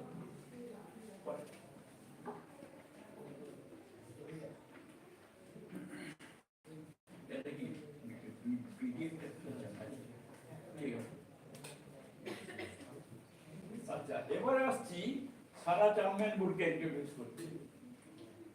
চিকাগো ধর্ম বক্তৃতার পর স্বামীজি প্রায় 2 বছর আমেরিকায় থেকে বিভিন্ন জায়গায় হিন্দু ধর্ম দর্শন সম্বন্ধে প্রচার করছিলেন। সেই সময় 1894 সালে মাঝামাঝির সময় মিসেস সারা চাম্বেন বুল নামে এক আমেরিকান মহিলার সাথে তার পরিচয়।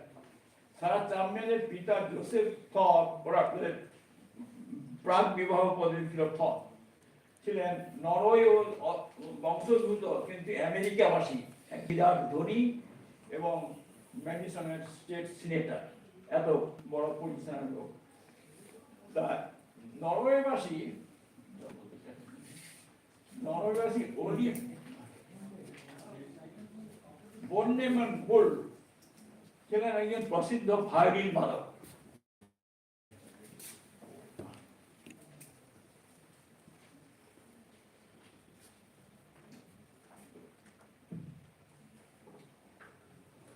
ভায়োলিন বাদক 1867 সালে বর্নেম্যান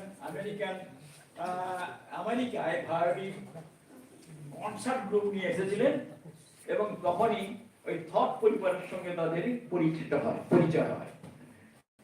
তো সারা চাম্বেন বর্নেম্যানের ভায়োলিন বাদক, ভায়োলিনের যে তাতে এত মুগ্ধ হয়েছিলেন, তার সঙ্গে পরিচয় হওয়ার আগেই তাকে ভালোবেসে ফেলেছিলেন। সেই অবস্থায় 2 বছর পরে 70 সালে তাদের বিয়ে হয় এবং 71 সালে তাদের মেয়ে ওলিয়ার জন্ম হয়। ওলিয়া নামটা দিচ্ছি কারণ পরে আসবে। 1880 সালে বর্নেম্যান যখন মারা গেল, মানে বয়স্ক ছিল, বয়সে ডিফারেন্স ছিল, মারা গেল, উনি সারা বুল তখন কেমব্রিজে, মানে আমেরিকার কেমব্রিজে গিয়ে বসবাস শুরু করেন।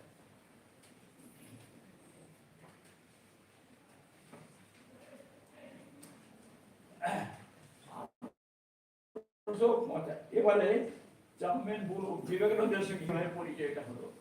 1886 সালে মোহিনীমোহন চট্টোপাধ্যায় যখন বোস্টনে গীতা পাঠ করছিলেন, তো চাম্বেন তার এই গীতা পাঠ শুনেছিলেন। শুনে হিন্দুদের এই যে ভারতের প্রতি একটা আকর্ষণ আসে।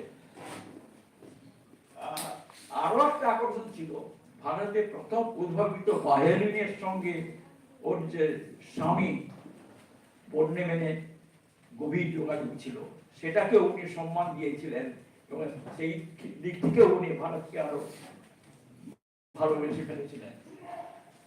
তো এইসব কারণে 1894 সালে স্বামীজির সাথে দেখা হওয়ার পর বুল অতি সহজেই স্বামীজিকে অন্তর থেকে বুঝিয়ে ফেলেছিলেন এবং মনে প্রাণে তাকে পুত্র হিসেবে গ্রহণ করেছিলেন। বিবেকানন্দ তাকে মায়ের মতো দেখেছিলেন এবং ধীরা মাতা, ধীর স্থির বলে তাকে ধীরা মাতা বলে সম্বোধন করতেন। এরপর থেকে বিবেকানন্দ ওই বুলের বাড়ি থেকে, সারা চাম্বেনের বাড়ি থেকে আতিথ্য গ্রহণ করেই আমেরিকায় ওই ধর্ম করেছিলেন।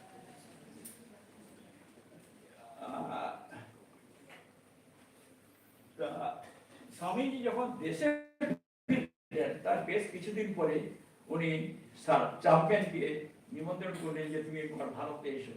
যেহেতু তার মনটা আধ্যাত্মিক ভাবে জেগেছিল, উনি সঙ্গে সঙ্গে সেটাকে অ্যাকসেপ্ট করলেন এবং 98 সালে ফেব্রুয়ারি মাসে উনি কলকাতায় পৌঁছলেন। এসেই বিবেকানন্দের কাজে বিভিন্নভাবে সাহায্য করতে লাগলেন।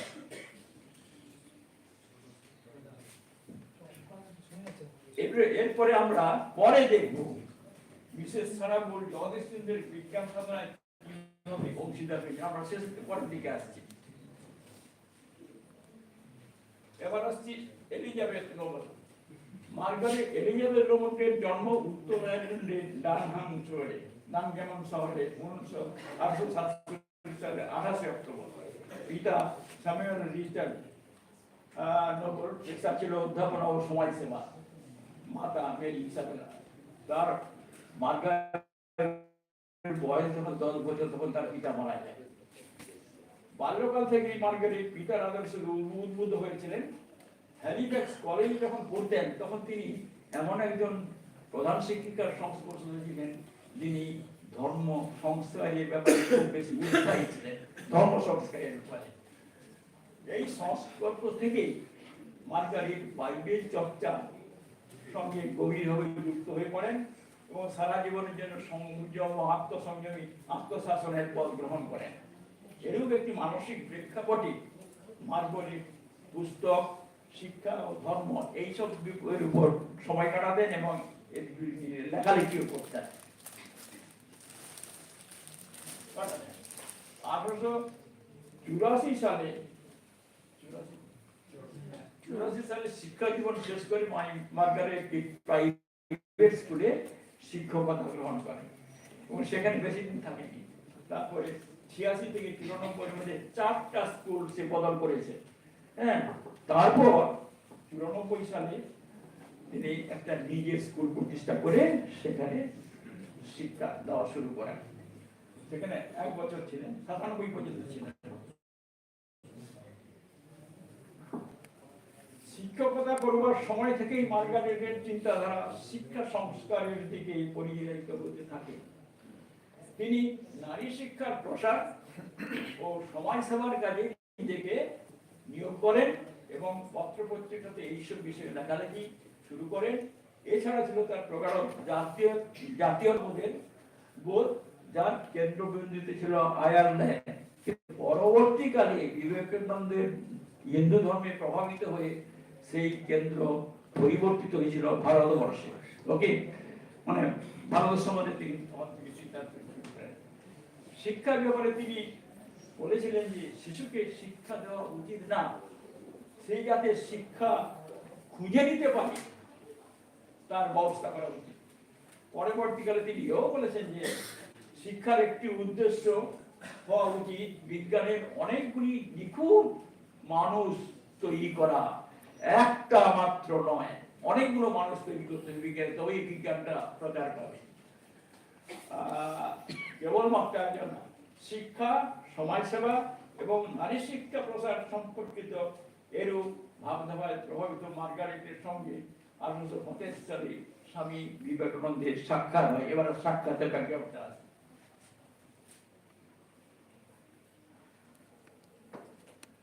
স্বামী বিবেকানন্দ ওই 93 সাল থেকে চিকাগো ধর্মসভার পরে 2 বছর আমেরিকায় ছিলেন। তারপর 95 সালের আগস্টে ইংল্যান্ডে এসেছিলেন। ইংল্যান্ড কিছুদিন থেকে আবার হিন্দু ধর্ম দর্শন প্রচার করছিলেন। সেই সময় ওর ওই প্রচারের কাজগুলো খবরের কাগজে আসে, সেখান থেকে এগুলো পরে রেফারেন্স হলো, সেখান থেকে যে বিধিটা মানে মার্গারেট এগুলো জানতেন। কোন কি ইংল্যান্ডে কয়েক মাস থেকে লন্ডনে ভাগ করেছেন। যাই হোক, সেই সময় ধর্ম সম্বন্ধে কোনো একটি পারিবারিক আলোচনার সময় মার্গারেট প্রথম স্বামীজির সাথে পরিচিত হওয়ার মাধ্যমে তার সংস্পর্শে আসে। ধর্মসভায় যখন দিচ্ছিল উনিও ছিলেন। ধর্ম সম্বন্ধে তার বিশ্বাস উদাহরণিক চিন্তাধারায় পরিবর্তিত হতে শুরু করেছিল। ফলে পাশ্চাত্য ধর্মের মূল স্রোত থেকে তিনি ক্রমে দূরে সরে যাচ্ছিলেন। এমনকি তিনি বুদ্ধ ধর্ম সম্বন্ধেও পড়াশোনা শুরু করেছিলেন।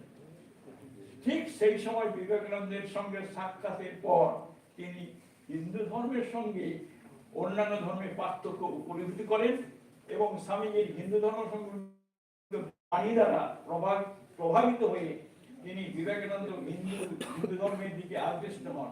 এরপরে জীবনের কর্মক্ষেত্র হিসেবে ভারতকে বেছে নেওয়ার মানসিকতা তার মধ্যে ধান বাঁধে, তার মধ্যে তখন থেকেই জেগে গেছে এবং ভারতের নারী শিক্ষা প্রসারের জন্য তার মন উদ্বেলিত হয়ে ওঠে।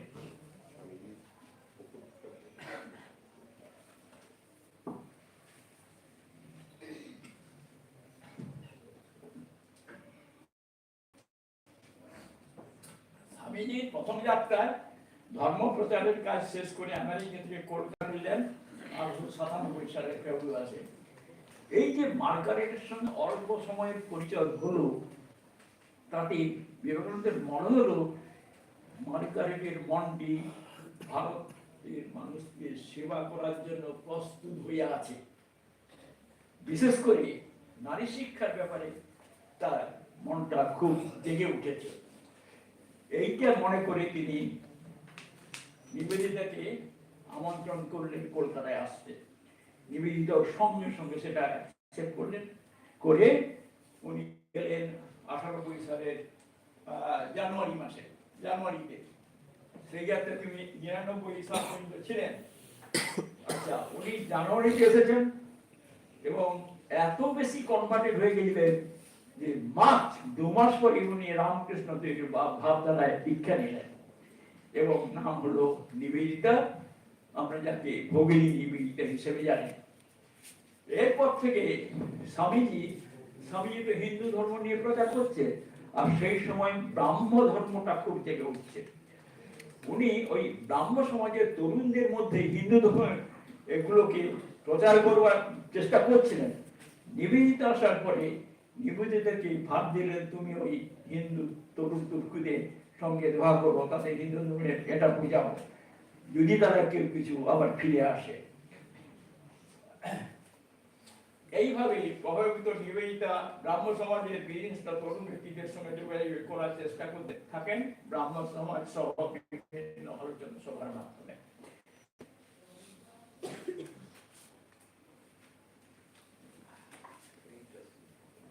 জগদীশচন্দ্র ব্রাহ্ম ছিলেন, সুতরাং সেই রকম একটি ব্রাহ্ম সভায় গিয়ে নিবেদিতার সঙ্গে জগদীশচন্দ্রের প্রথম সাক্ষাৎটা হয়।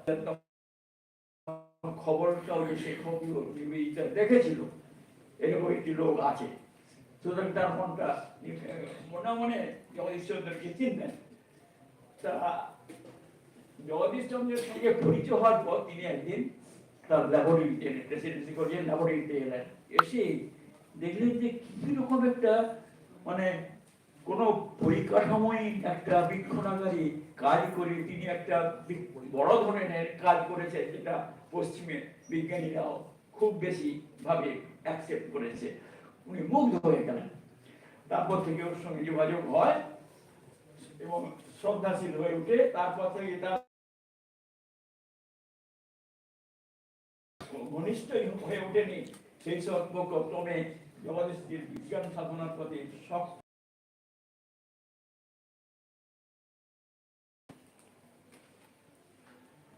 এবার চাম্মেন বোন, আর দুজনের মধ্যে দুজন কেউ বা উচিত না। নিবেদিতা এসে জানুয়ারিতে, চাম্মেন এসেছে ফেব্রুয়ারিতে, 1 মাসের ব্যবধানে। কিন্তু যেহেতু তারা বিদেশিনী, পরস্পরের কাছে এসেছে মন খোলা কথা বলতে, পরস্পরের প্রতি হিংসতা যাবে, সেই অভিষেকে ঠিক ওই 98 সালেরই নভেম্বরে নিবেদিতা বাগবাজারে বালিকা বিদ্যালয়টি স্থাপন করেন, যেটি এখনো চলছে সুভাবের সঙ্গে। স্বামীজির দেহত্যাগের পর সারা গৌরী নিবেদিতাকে সমস্ত কাজে পরামর্শ দিতেন, টাকা পয়সা দিতেন, সমাজ সেবার কাজে উদ্বুদ্ধ করতেন। এখন নিবেদিতা এসছে, সারাবুল এসছে, আর নিবেদিতার সঙ্গে জগদীশচন্দ্রের পরিচয় হয়েছে, সারাবুলের পরিচয় হয়েছে। এখন একদিকে জগদীশচন্দ্র, একদিকে সারাবুল, নিবেদিতা, এই দুজনের মধ্যে থেকে এবার উনি সবসময় ভাবছেন সারাবুলকে কি করে জগদীশচন্দ্রের কাছে নিয়ে যাওয়া যায়। উনি তখন বোঝালেন যে তুমি জগদীশচন্দ্রের মতো বিজ্ঞানীকে কাছ থেকে দেখো, তার কাজ সম্বন্ধে তুমি কিছু তার মায়ের মতো তাকে দেখো এবং কাজ সম্বন্ধে তুমি সাহায্য করো কাজের ব্যাপারে। তো উৎসাহ দিতে প্রতিভাধাত্রী বল মানে সবসময় প্রতিভাধর মানুষকে খুব পছন্দ করতে আমি। প্রতিভাধাত্রী বল নিবেদিতার এই অনুরোধে সাড়া দিলেন।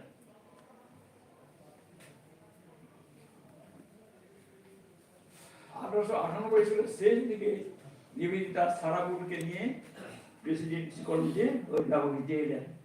নিবেদিতা যেমন পরিবর্তন হয়েছিল কাজ দেখে, সারাবুলেরও ওই পরিকাঠামোহীন পরিবেশে কিভাবে কাজ করছে সে শোনার পর উনি মুগ্ধ হলেন। উনি মানে জগদীশচন্দ্রের খুব ওর সঙ্গে সম্পর্ক তার পথে গড়ে ওঠে। এরপর 1900 সালে যখন প্যারিসে আন্তর্জাতিক বিজ্ঞান কংগ্রেসে জগদীশচন্দ্র গিয়েছিলেন, সেই কনফারেন্সের পরে জগদীশচন্দ্র হঠাৎ অসুস্থ হয়ে পড়েন। সারাবুল তখন ইউরোপেই ছিলেন কোনো কাজে। এই খবরটা পেয়ে উনি ছুটে আসেন প্যারিসে।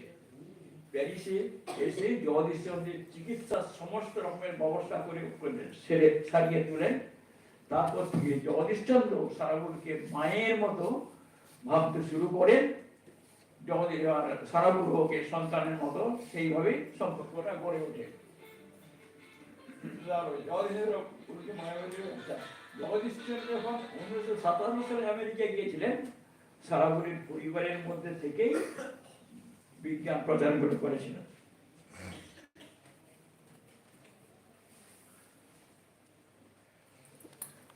এবারে কিভাবে তারা গবেষণা সহযোগী হয়েছিলেন?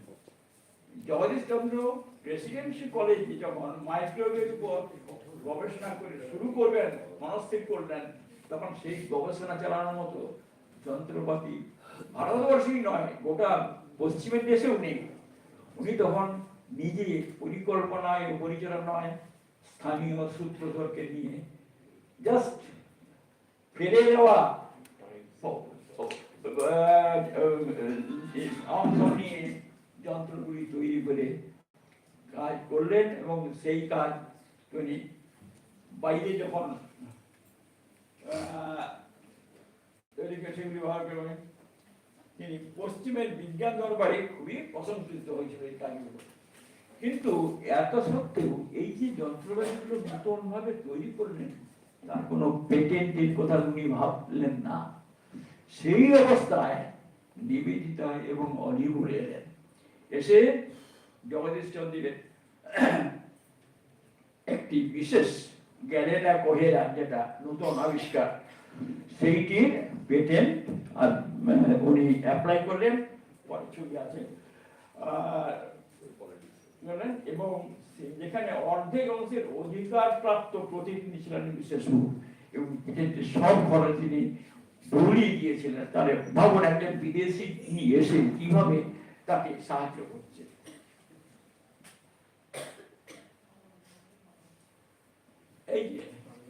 এইটা হলো পেটেন্ট অ্যাপ্লিকেশন, এইটা হলো বাইক থেকে যেটা গেলে না কহে না, এইটারই সেকশন করে দেখিয়ে পেটেন্টের জন্য অ্যাপ্লাই করা হয়েছিল।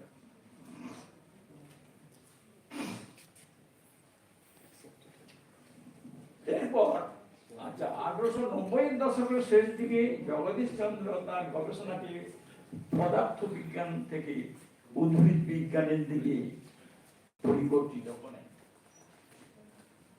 তাতে সেই গবেষণার ফল থেকে 1900 থেকে 1901 সালের মধ্যে উত্তেজনায় উদ্ভিদের সাড়া শিরোনামে একটি প্রবন্ধ লিখে লন্ডনের রয়্যাল সোসাইটির জার্নালে প্রকাশ করার জন্য পাঠান। উনি ছিলেন ঠিক আছে পাঠান, কিন্তু প্রবন্ধটি গৃহীত হয়নি। কিন্তু প্রবন্ধটি রয়্যাল সোসাইটির সংরক্ষণাগারে আর্কাইভে ছিল, রাখা ছিল।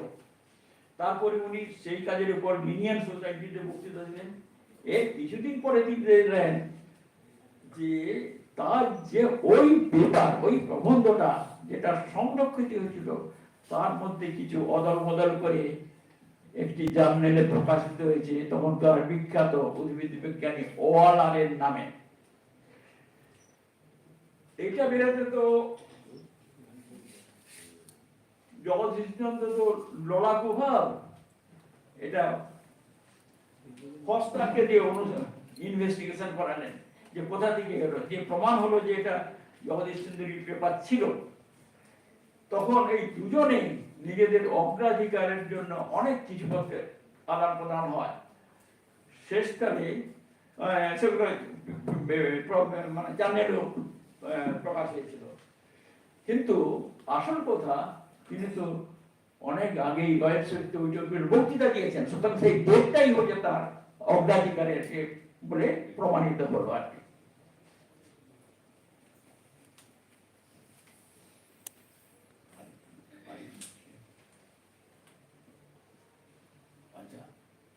আচ্ছা, বিজ্ঞানী ওয়ালারের এইরকম নির্দিষ্ট মনোভাবের পরিচয় পেয়ে জগদীশচন্দ্র খুব দুঃখ পেয়েছে। তখন তিনি সিদ্ধান্ত নিলেন যে এরপর থেকে তার গবেষণার সমস্ত কাজ আগে বই আকারে প্রকাশ করবেন, তারপর জার্নালে প্রকাশ করবেন। তাহলে বই আকারে প্রকাশ করলে নিজের অগ্রাধিকারটা থাকবে। এখন সেই সময় সারা বল ওকে আরেকটি ধাপ বললে যে না, শুধু তাই নয়, জগদীশচন্দ্র সব রকমের কাজ পুস্তক আকারে লিপিবদ্ধ করতে হবে, এবং যাতে তার কাজগুলো তিনি যখন থাকবেন না সবাই সমস্ত বিজ্ঞানীদের কাছে পৌঁছায়, হারিয়ে না যায়। বল এই সময়ে নিবেদিতার সঙ্গে আলোচনা করে ঠিক করলেন যে নিবেদিতা এই কাজে সাহায্য করবে। নিবেদিতা জগদীশচন্দ্রের পরিবারের সঙ্গে থেকে তার এই সম্পাদনার কাজগুলি করেছিলেন খুবই দায়িত্ব সহকারে, এবং 3টি ভলিউম সম্পাদিত করার পরে আর এগোতে পারেন, কারণ তিনি 1911 সালে অক্টোবরে মারা যান, ওই দিন শেষ হয়ে গেল। যে 3টি বই দিয়েছিলেন সেটা সবই response in living and non living, planned response as a means of physiological investigation, comparative electrophysiology, এই 3টি বই সবই থেকে প্রকাশ হয়েছিল। বইগুলি সংকলনের কাজে নিবেদিতার এটা অবদান এত ভালো ছিল যে সাধারণ মানুষ মনে করেছিল যে তিনি সহলেখিকা হলেন না কেন এই বইগুলোর মধ্যে, আর কি এইরকম এত ভালোভাবে দায়িত্ব নিয়ে করেছেন।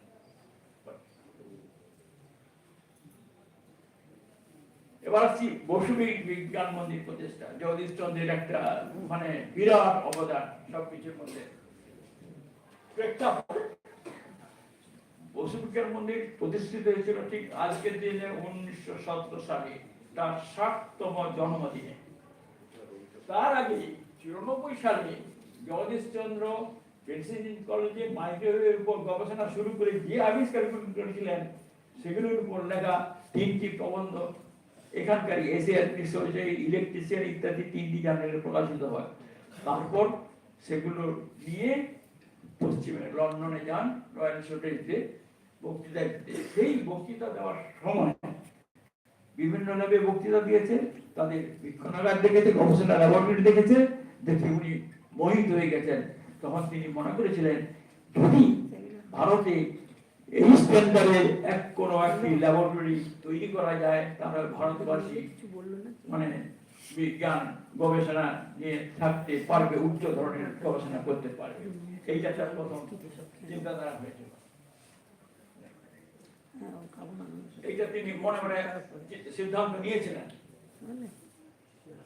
কিন্তু সেই সিদ্ধান্তটা পাকাপাকি হয় পরবর্তী দুটো ঘটনার মধ্য দিয়ে। প্রথম ঘটনা 96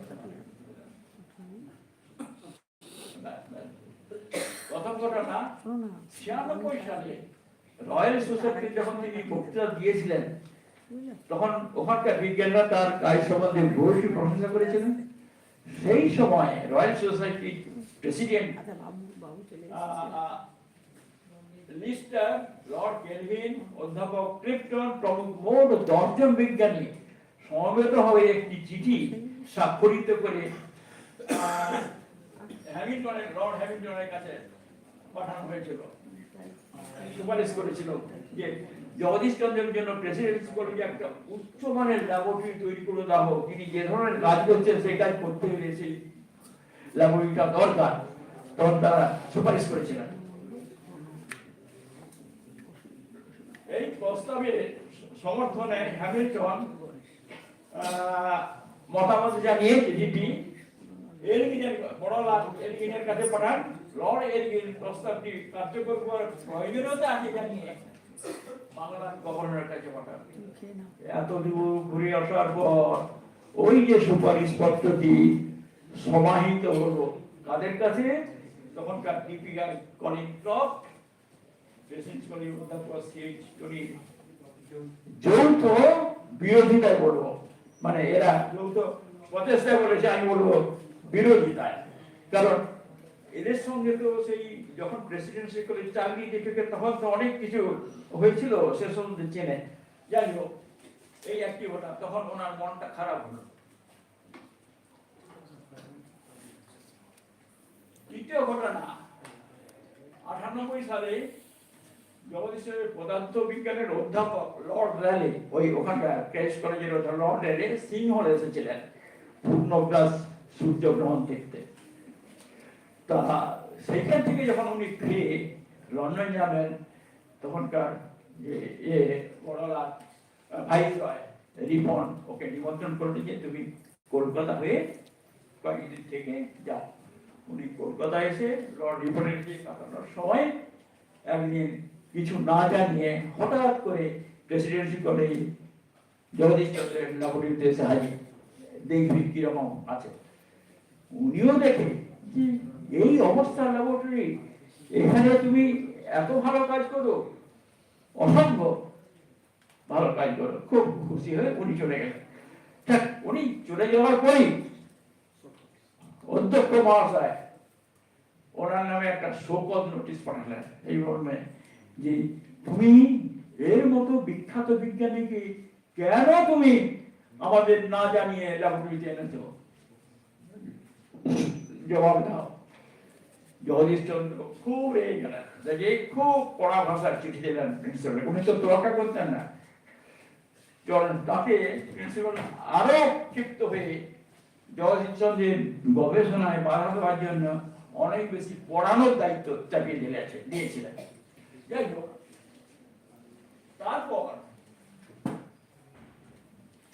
যখন 1896 সালে ওই ল্যাবরেটরিতেই গবেষণা করার পর সেই গবেষণার কাজ নিয়ে কেমব্রিজ বিশ্ববিদ্যালয় থেকে ডিএসসি হলো, তখন সরকারের একটু টনম নড়েছিল।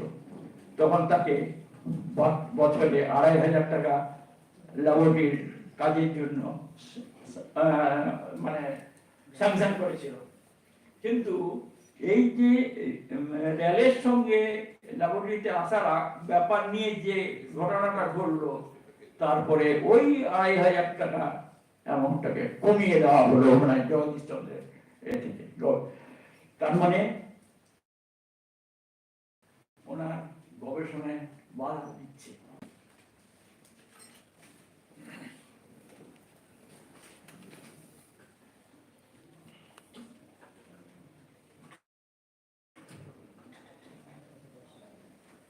এর সঙ্গে আগের একটি ঘটনা কথা আসছে। এর অনেক আগে বিলাত থেকে শিক্ষা শেষ করে ফিরে আসার পর প্রেসিডেন্সি কলেজে চাকরি পাওয়ার ব্যাপারে তৎকালীন ডিপিআই কলেজের অধ্যক্ষের সঙ্গে অনেক লড়াই করতে হয়েছিল। প্রথমে দেয়নি, এমপিডিএল সার্ভিস আর অর্ডিনারি নেটিভদের জন্য আলাদা সার্ভিস এইসব ছিল, তাকে দিয়েও 1/3 মাইনে দিয়ে 3 বছর ছিল, উনি টাকা নেননি। যখন নিজেকে এস্টাবলিশ করলেন শিক্ষক হিসাবে, তখন তার তবু অর্ধেক টাকা কেটে রেখেছিল। কিন্তু তিনি লড়াই করে বোধহয় 3 বছর বেশ কিছুদিন ধরে লড়াই করে সেই টাকাটা আদায় করেছিলেন সরকার। তাছাড়া ভারত মানে অনেক লড়াই করতে হয়েছিল। তাছাড়া ভারতীয়রা কেবল আধ্যাত্মিক সাধনা উপযুক্ত বিজ্ঞান সাধনার জন্য নয়, ইংরেজিদের এই নাক ছিটকানো মনোভাব ছিল। অধ্যাপনা এবং আধুনিক বিজ্ঞানে গবেষণা উভয় বয়সের সাফল্যের দ্বারা তিনি ইংরেজিদের ওই তাচ্ছিল্য মনোভাবের উত্তর জবাব দিয়েছিলেন।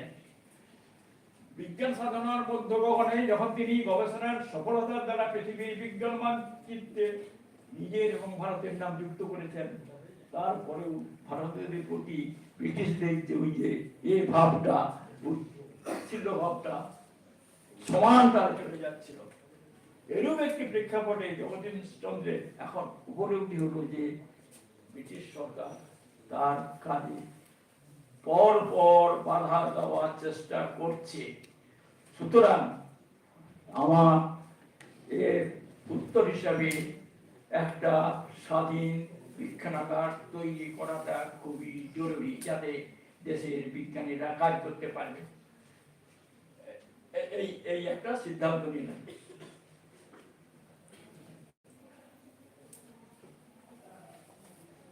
এই সিদ্ধান্ত নেওয়ার পর উনি কি করবেন? উনি জানেন যে সারাবুলের দরাঘাত, সারাবুলকে চিঠি লিখলেন এবং ওই যে রয়্যাল সোসাইটি বিজ্ঞানীদের সুপারিশ চিঠিটাও যে পরিত্যক্ত হয়েছিল সেটাও সারাবুলকে জানালেন।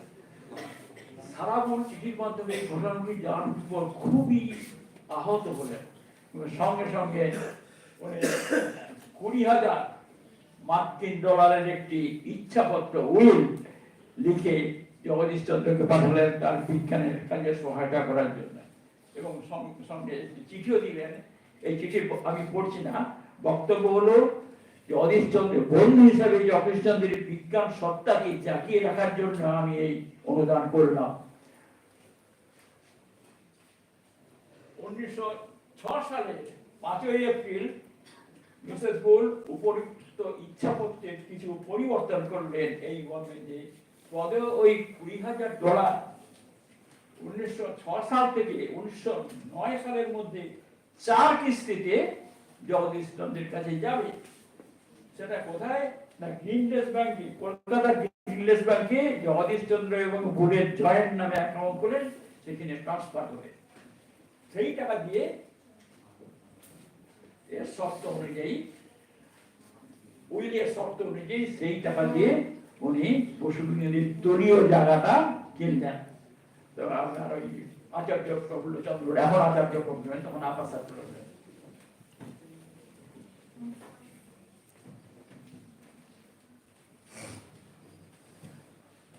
এবার আরো টাকা দরকার,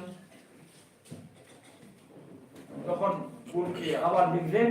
বুল আবার 1910 সালের 14ই জুলাই আরো 20,000 মার্কিন ডলার দ্বিতীয় উইল হিসেবে করে পাঠালেন।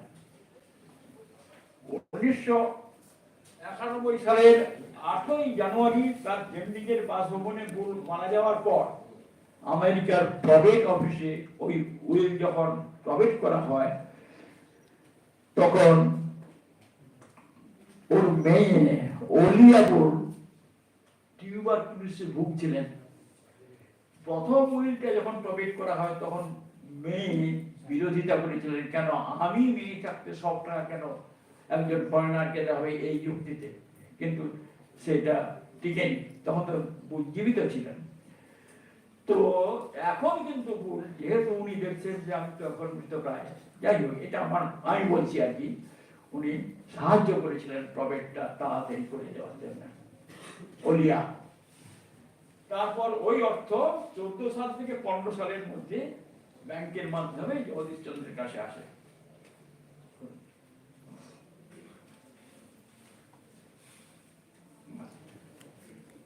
1995 সালে প্রেসিডেন্সি কলেজ থেকে অবসর গ্রহণের পর উনি ফর্মালি অবসর গ্রহণ করলেন। প্রফেসর পোস্টে এমেরিটাস সায়েন্টিস্ট হিসাবে আরো 5 বছর ছিলেন। ওই 5 বছরের মধ্যে উনি বসু বিজ্ঞান মন্দিরটা প্রতিষ্ঠা করবার জন্য সবকিছু চালিয়ে গেলেন। করলেন কি, ওনার নিজের যত কিছু জমানো টাকা ছিল, তার স্ত্রীর যত সম্পদ গহনাগাড়ি থেকে শুরু করে সব অপরাবশী দিয়ে দিয়েছিলেন, এবং সারা বলে ওই $20,000 সব নিয়ে 93.1 আপার সার্কুলারে, যেমন যেটা আচার্য প্রফুল্লচন্দ্র এখন যেটা ওই আর কি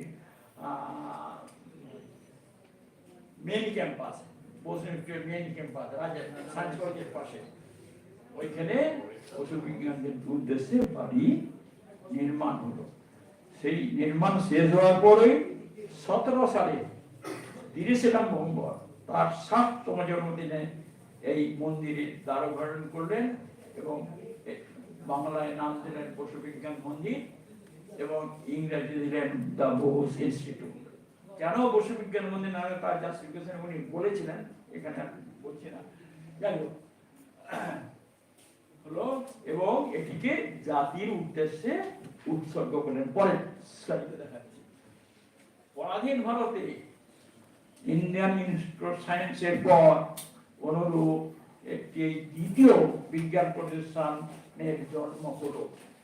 এর আগে 1876 সালে Indian association for the cultivation of science তৈরি হয়েছিল ডাক্তার মহেন্দ্রলাল সরকারের, কিন্তু সেখানে তখনও গবেষণার কাজ কিছু শুধু বক্তৃতা হতো, বিজ্ঞান বিষয়ক বক্তৃতা হতো। জগদীশচন্দ্র সেখানে পরে বক্তৃতা দিয়েছেন। ঠিক আছে,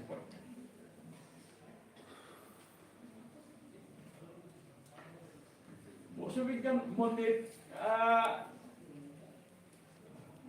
যখন প্রতিষ্ঠা হলো 1917 সাল, নিবেদিতা মারা গেছেন 1911 সালের অক্টোবর।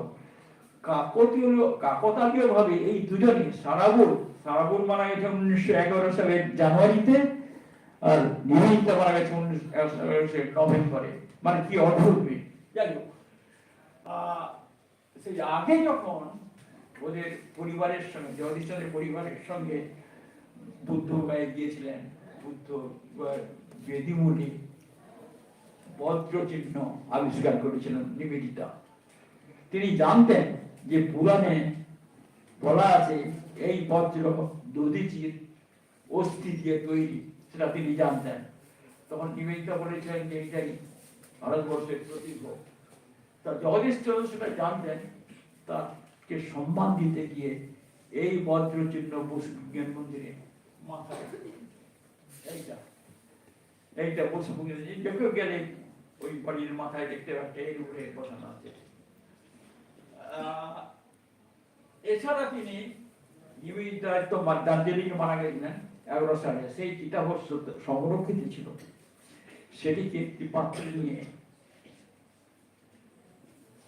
কেউ যদি বসু বিজ্ঞান মন্দিরের মেন ক্যাম্পাসে গিয়ে দেখবে, টিকেটের মুখে ঢুকলেই বাঁদিকে একটি, এটাকে আমরা বলতাম নিবেদিতা সরোবর, আমরা নিজেরা বলতাম নিবেদিতা সরোবর।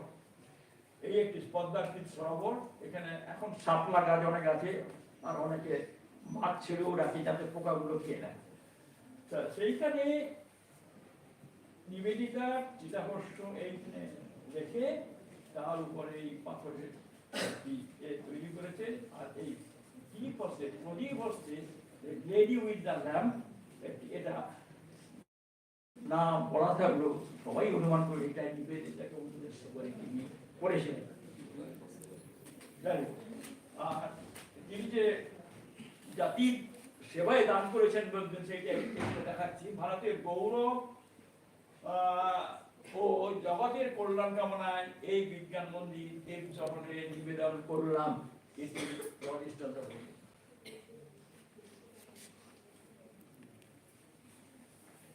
আচ্ছা, এবারে বসু বিজ্ঞান মন্দিরের কত জায়গায় অবস্থান সেটা দেখাচ্ছি। এটা হলো মেন ক্যাম্পাস, প্রথম যেটা তৈরি হয়েছিল। এইখানে ওই এটা বজ্র চিহ্নটা আছে, যেটা 93/1 রাজাবাজার ক্যাম্পাস কাছে। এটা হলো শতবার্ষিকী ভবন, হয়েছে বোধহয় 83। তার আগে দার্জিলিং এ এটা হয়েছে, এটা যমুনা বাজারের টাকায় তৈরি হয়েছিল। এটা শ্যামনগরের ফার্ম, যেগুলো এগ্রিকালচারাল ফার্ম, মানে গাছের বিভিন্ন প্রজনন। মধ্যমগ্রাম, এখানে আমরা গেছি, এগুলো গেছি। আর একটা পদ্মা, এখানেও সব চাষবাস হয় গাছের দিনে। এখানে অনেকবার আমরা পিকনিক। তো গত 100 বছর ধরে, 1917 সাল গেছে, 2017 সালে 100 বছর হয়েছে। গত 100 বছর ধরে এই বিজ্ঞান মন্দির জগদীশচন্দ্রের পরিকল্পনা অনুযায়ী জাতির সেবায় যুক্ত থেকে 2016-17 সালে আড়ম্বরের সাথে শতবর্ষ উদযাপন করেছে, যেখানে আমরা নিজেরা, আমিও ছিলাম, গত দিনের কাজের রিভিউ করা, আলোচনা করা, কতটা কত অবদান হয়েছে সেগুলো আলোচনার জন্য আমরা পরিসর পেয়েছিলাম।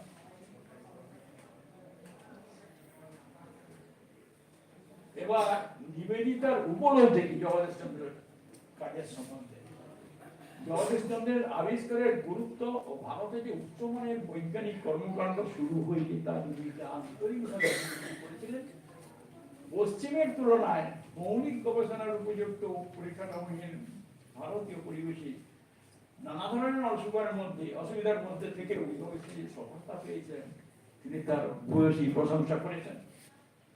বিদ্যার শিক্ষা ছিল বিদ্যালয় স্তর পর্যন্ত, যে শিক্ষার মাধ্যমে জগদীশচন্দ্রের উচ্চ ধরনের কাজ মধ্যে ঢোকার সাধ্য ছিল না, থাকা উচিত ছিল না। কিন্তু বিদ্যাসাগর এখানে সম্ভব জয়সূর্যের গবেষণাকে পরিবার মতো বিজ্ঞানের খুব একটা গভীরতার ছোঁয়া ছিল না, কিন্তু বিভিন্নভাবে শিক্ষকতা ও শিক্ষা প্রসারের কাজে যুক্ত থেকে নিবেদিতা তার মানসিক চিন্তাধারার মলয়কে তখনকার আধুনিক বিজ্ঞানের গভীরে প্রসারিত করতে পেরেছিলেন। Nivedita had that much of intelligence. তাই তিনি জগদীশচন্দ্রের পদার্থ বিজ্ঞান ও উদ্ভিদ বিজ্ঞানের গভীরে প্রবেশ করে সেগুলি যথাযথ মূল্যায়ন করতে পেরেছিলেন।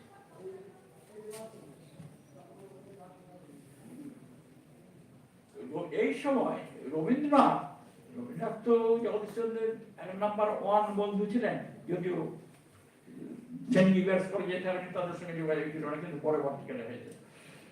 সমস্ত চিঠিপত্র পরস্পর আদান প্রদান হতো, অনেক আলোচনা হতো। যাই হোক, রবীন্দ্রনাথ নিবেদিতকে বলেছিলেন তুমি জগদীশচন্দ্রের কাজের একটা পর্যালোচনা করো। উনি রাজি হয়েছিলেন। কাজের মূল্যায়ন করতে গিয়ে তার পদার্থ বিজ্ঞান ও উদ্ভিদ বিজ্ঞানের সব রকম কাজের পুঙ্খানুপুঙ্খ সমালোচনা করেছেন। মানে একজন বিজ্ঞান জানলে, সাবজেক্ট জানলে তবেই তো পারবে, কিন্তু উনি করেছিলেন বিজ্ঞানের লোক না হয়ে করেছিলেন। এবং সেই সঙ্গে পাশ্চাত্যের বিজ্ঞানীদের ঈর্ষা পরায়ণ ও তীর্য মনোভাবকে এবং জগদীশচন্দ্রের কাজে ব্রিটিশ সরকার যে বাধা দিতেন সেগুলোকে তীব্র সমালোচনা করেছেন। ও পর্যায়ে নিবেদিতা এ ধরনের কাজে যে গবেষকের একটা স্বাধীনতা থাকে সেটাও তিনি বলেছেন। তা তিনি অনুভব করেছিলেন যে জগৎচন্দ্রের নানা ধরনের বিরোধিতার মধ্যে যে ধরনের উচ্চমানের মৌলিক গবেষণার কাজ চালিয়ে যাচ্ছেন তা তার দৃঢ়তার মানসিক দৃঢ়তার পরিচয়। শেষে দেশমাতৃকাকে তিনি অনুরোধের সুরে বলেছেন, ও ভারত মাতা, ভারত মাতা, তোমার শ্রেষ্ঠ এবং প্রতিভা সম্পন্ন সন্তানদের মধ্যে জগদীশচন্দ্রকে, মানে এই জনকে বসিয়ে না রেখে তার আরব্ধ কাজে এগিয়ে যেতে কি তুমি তাকে যথেষ্ট স্বাধীনতা দেবে না, যার দ্বারা তিনি তোমার হয়ে সেই সব জায়গায় লড়াই করতে সক্ষম হবেন যেখানে বৈজ্ঞানিক আবিষ্কারের মান অনেক উঁচু, পরিশ্রম অপরিসীম, প্রতিযোগিতা তীব্রতম। মানে পশ্চিমের দেশে বিজ্ঞানের কথা উল্লেখ করছেন। নিবেদিতা গবেষক জগদীশচন্দ্রকে টেসলা, মার্কনি এদের অনেক উপর তুলে রেখেছিলেন। তিনি শেষকালে বলছেন যে জগদীশচন্দ্র সবসময় অনুভব করতেন যদি তিনি নিজে আরব্ধ কাজে কৃতকার্য না হতে পারেন তাহলে দেশবাসী শিক্ষার অধিকার হারাবে।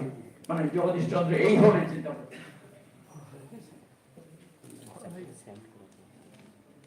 এবার ওইখানে এবার আসছি বিবেকানন্দ। আপাত দৃষ্টিতে জগদীশচন্দ্র এবং বিবেকানন্দ এই দুজনের কর্মক্ষেত্র পরস্পর বিপরীত। বিবেকানন্দ ছিলেন আধ্যাত্মিক সাধনার ক্ষেত্র, বিবেকানন্দের ছিল আধ্যাত্মিক সাধনার ক্ষেত্র, আর জগদীশচন্দ্রের ছিল মৌলিক বিজ্ঞান সাধনা। তবে জগদীশচন্দ্র আধ্যাত্মিক তত্ত্বে মান্য করতেন, কারণ ওই বসু বিজ্ঞান মন্দির যখন দারুণ তখনই সেখানে অনেক বলেছেন মন্দিরটা কেন, সেখানে কিরকম হওয়া উচিত। এরকম সাধারণভাবে চিন্তা করলে এই দুজনের পরস্পর কর্মক্ষেত্রে মিলনের জায়গা থাকা সম্ভব নয়। যখন 1896 সালে বিবেকানন্দ আমেরিকায় ছিলেন, লন্ডনের প্রচার করছিলেন, আর জগদীশচন্দ্র লন্ডনে হিন্দু ধর্ম রাখতেন, আর জগদীশচন্দ্র প্রথম ইউরোপ সফরে মাইক্রো এর কাজ নিয়ে বলছিলেন। তখনও তাদের সঙ্গে দুজনের দেখা হয়েছে কিনা কিন্তু কোনো খবর নেই, কিন্তু তাদের দুজনেরই কাজ খবরের কাগজে বেরিয়েছিল। সেই হিসাবে বিবেকানন্দ জগদীশচন্দ্রের খবর পেয়েছে, আর জগদীশচন্দ্র বিবেকানন্দের খবরটা পেয়েছেন। তাদের মধ্যে সাক্ষাৎ খবর জেনেছেন। সুতরাং ধরে নেওয়া যেতে পারে যে সেই সময় তারা জাতীয়তাবোধের মনে যে আমাদের দেশ থেকে এসেছে এরকম একটা পরে আসছে আরো পরস্পরকে জেনেছিলেন।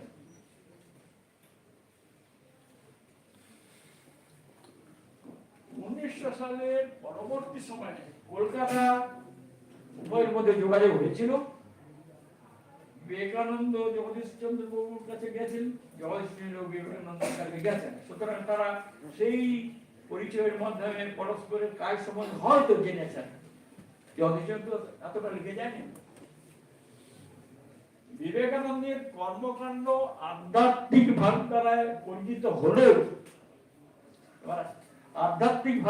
পরিচিত হলেও তিনি উপলব্ধি করেছিলেন যে বিশুদ্ধ বিজ্ঞান চর্চা আধ্যাত্মিক সাধন, আধ্যাত্মিক জ্ঞানের মতোই সত্যাভিমুখী হবে, মানে সত্যান্বেষণ আর কি, দুটোই সত্যান্বেষণ হবে। এবং তিনি কখনো বিজ্ঞানকে ধর্ম বিরোধী মনে করতেন।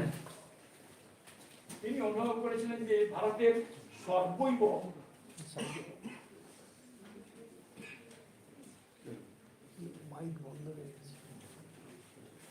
ভারতের সর্বৈব উন্নতির পথে আধুনিক বিজ্ঞান শিক্ষার ভূমিকা খুবই গুরুত্বপূর্ণ।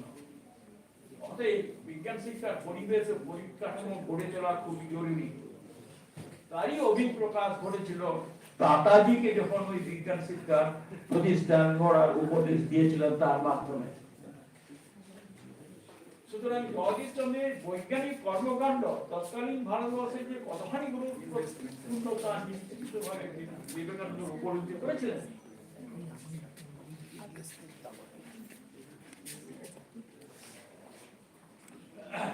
বিবেকানন্দের ইচ্ছাক্রমে নিবেদিতা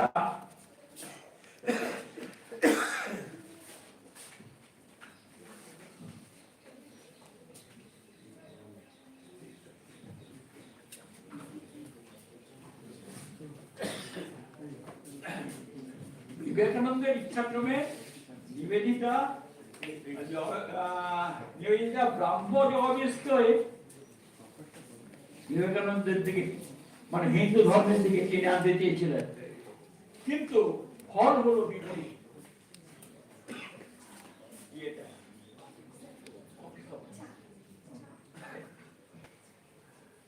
ফল হলো বিপরীত। কিভাবে? জানতে পারলেনই না, উল্টে বিজ্ঞানী জগদীশ নিবেদিতাকে আকৃষ্ট করে বিজ্ঞান সাধনা ও প্রচারের রশি হতে প্রবাহিত করলেন।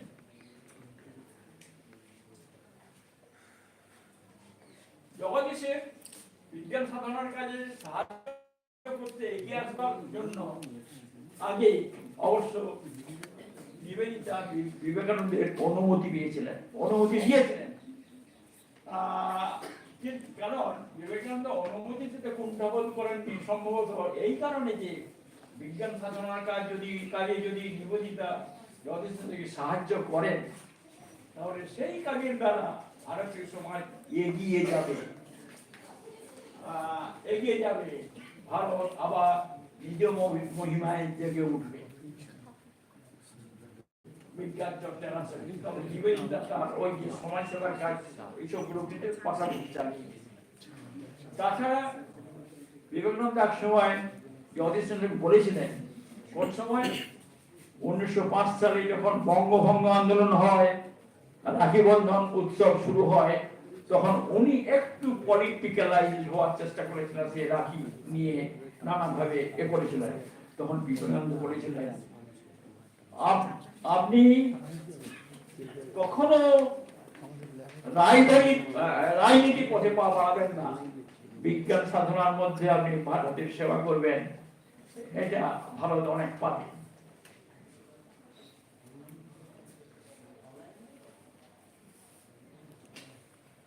সালে জুলাই মাসে প্যারিসে পদার্থবিদদের আন্তর্জাতিক কংগ্রেসে যোগদান করেছেন জগদীশচন্দ্র। আর সেই সময় বিবেকানন্দ ধর্ম ইতিহাসের সভায় প্যারিসে গিয়েছিলেন। দুজনেই একসঙ্গে ওই শহরে ছিলেন এবং জগদীশচন্দ্র তার কাজের উপর যখন বক্তৃতা দিচ্ছিলেন সেই কক্ষে বিবেকানন্দ উপস্থিত ছিলেন। মানে সেই প্রথম তাকে চাক্ষুষ দেখলেন ওই বক্তৃতা দেওয়ার সময়। ছিলেন সম্ভবত এখানেই তারা পরস্পরকে প্রত্যক্ষভাবে চিনেছিলেন। যাই হোক, তখন তো 1900 সাল, তো 1902 সালে উনি মারা গেছেন, তখন শরীরটা অনেক ভেঙে গেছে, অনেক ভুগছিলেন সেই ভগ্ন স্বাস্থ্য নিয়ে, যে আর বেশি কিছু বিবেকানন্দ করতে পারবেন না সেটা তিনি বুঝেছিলেন। কিন্তু এই পর্বে জগদীশচন্দ্রকে ভক্ত পদার্থবিদ সম্মেলনে বক্তৃতা দিতে দেখে ভারতবর্ষের অতীতের নতমস্তক যে নব উদ্দীপনায় উদ্ভূত হতে চলেছে তা তিনি অনুভব করেছিলেন। ওই সম্মেলনের পর বিবেকানন্দ প্যারিস থেকে যে চিঠি লিখেছিলেন তাতে তিনি এক বিশেষ অনুভূতি প্রকাশ করেছিলেন। সে চিঠিটা আছে, তিনি লিখেছিলেন, দেশ দেশান্তরের মনীষীগণ যখন নিজ নিজ প্রতিভা প্রকাশে স্বদেশের মহিমা বিস্তার করছেন, আজ এই প্যারিসে এই মহাকেন্দ্রের ভেরিক ধ্বনি আজ যার নাম উচ্চারণ করবে সে নাদ তরঙ্গ সঙ্গে সঙ্গে তার স্বদেশকে সর্বজন সমাজকে গৌরবান্বিত করবে। মানে ওনার ভাষা তো ওইরকম ছিল।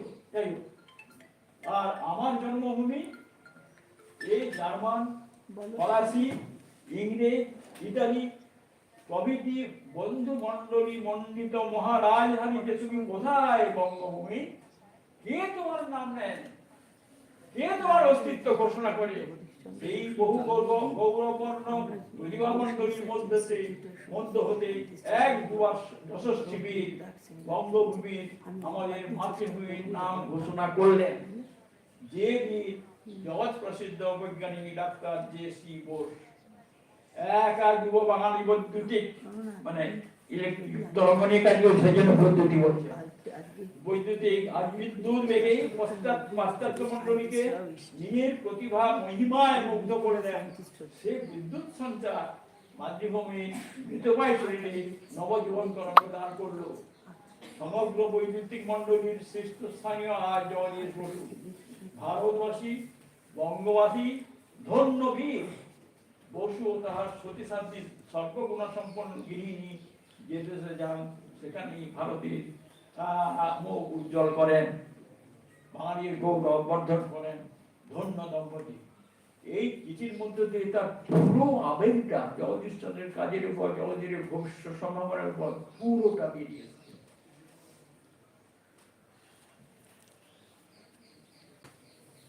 এটাই শেষ। বিবেকানন্দ বিশ্বাস করতেন ধর্মের মূল সত্য বিজ্ঞানের দ্বারা পরীক্ষিত হবে, পরীক্ষিত সত্য রূপে গৃহীত হবে। তিনি দেখেছিলেন সর্বভূত সেই প্রেমময়, যা ভারতীয় দর্শনের মূল কথা।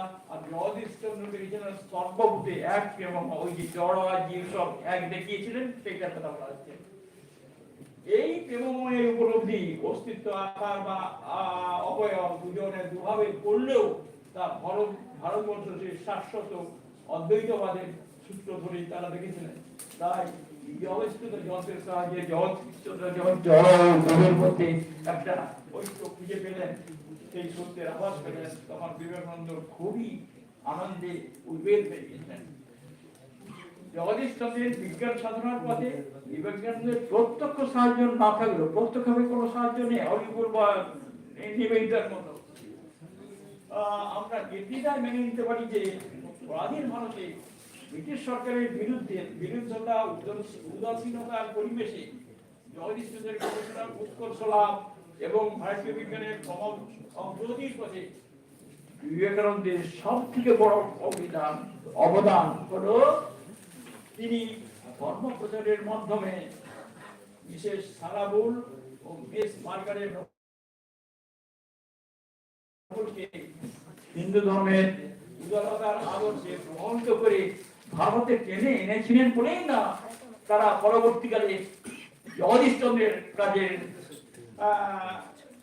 অনুপ্রেরণা গবেষণায় বিভিন্নভাবে সাহায্য করেছেন।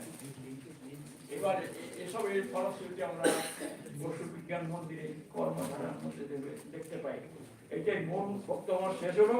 এবার কনস্ট্রাইডে আছে জগদীশচন্দ্র যুব সম্প্রদায়ের জন্য কিছু বাণী দিয়েছে, সেই বাণীগুলো শুনতে চাচ্ছি।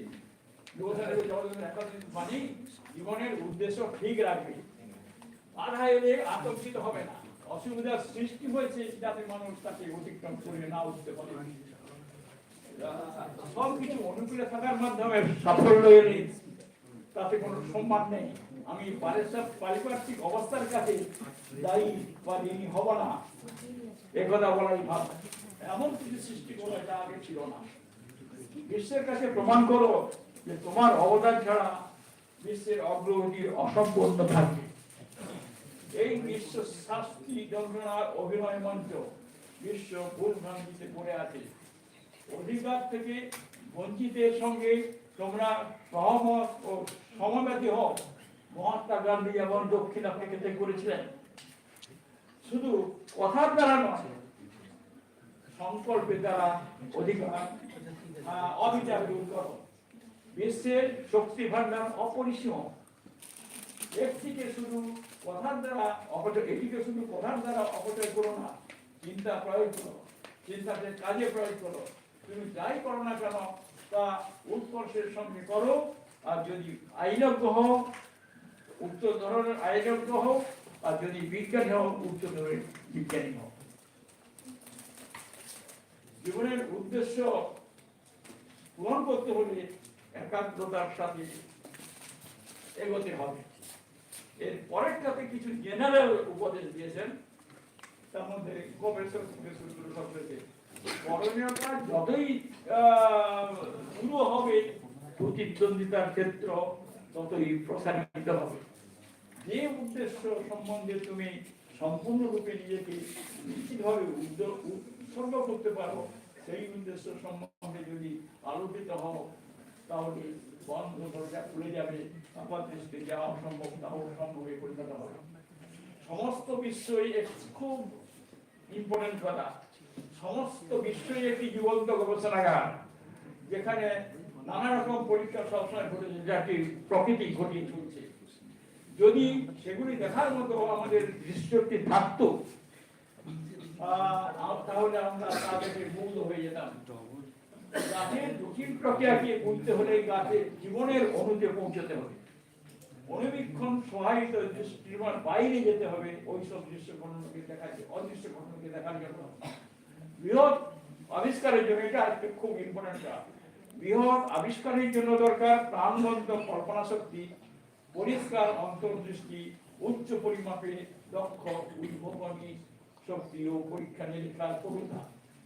কেউ যদি গাছের অন্তর্মহলে জৈব প্রক্রিয়া বুঝতে চায়, তাহলে তাকে গাছ হয়ে যেতে হবে, গাছের স্পন্দিত হৃদয়ে ধড়ফড়ানি অনুভব করতে হবে। জ্ঞান আহরণের পথে আমরা সবাই জাত, আমাদের জীবনের আরাধনা দেশের জন্য উৎসর্গ করা অবশ্যই কর্তব্য। প্রত্যেকেরই তার স্বদেশের সম্মান রক্ষার জন্য নিজস্ব তৃপ্তি ও মেধা অনুযায়ী কাজ করা অবশ্যই কর্তব্য। নমস্কার।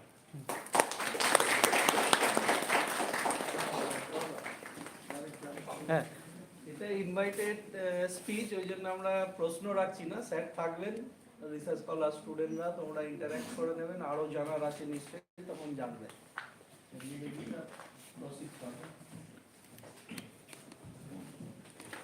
আপনি আস্তে আস্তে এগিয়ে চলে আসেন। হ্যাঁ,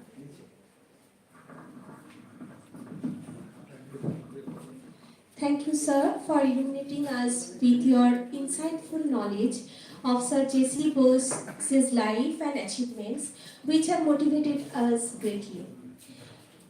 Now, may I have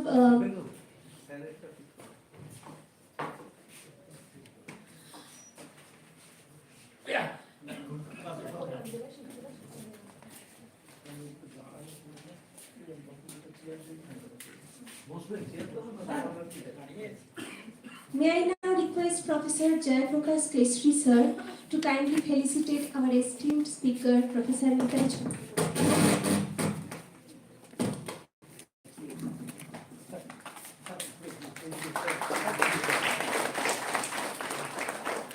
দাঁড়াও একটু দাঁড়াও একটু দাঁড়াও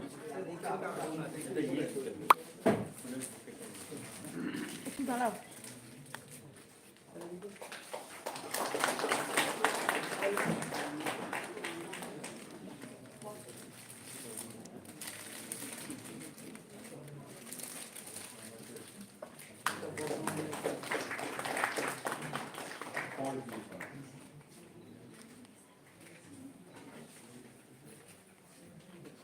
স্যার এইটা আমাদের ইউনিভার্সিটির বই টোটাল ইউনিভার্সিটির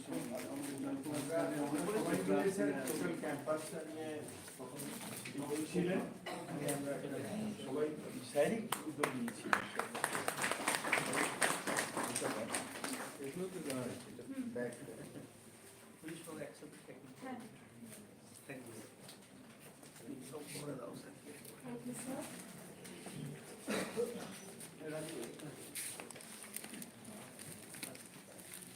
May I now request Professor Shikha Dutta ma'am to kindly felicitate Professor Apurva Rathan Ghosh sir. দিদি একটু আগে আগে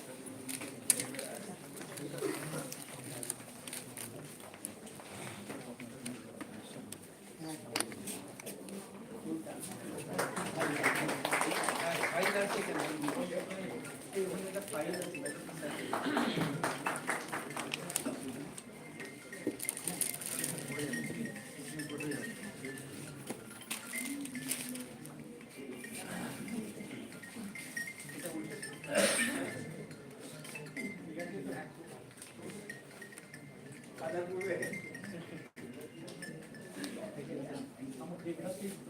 Thank you, sir. Thank you, ma'am. May I now request Dr. Ashok Ghosh, sir, to kindly felicitate Dr. Tushar Kandimaiti, sir. Hello hello hello hello hello hello hello hello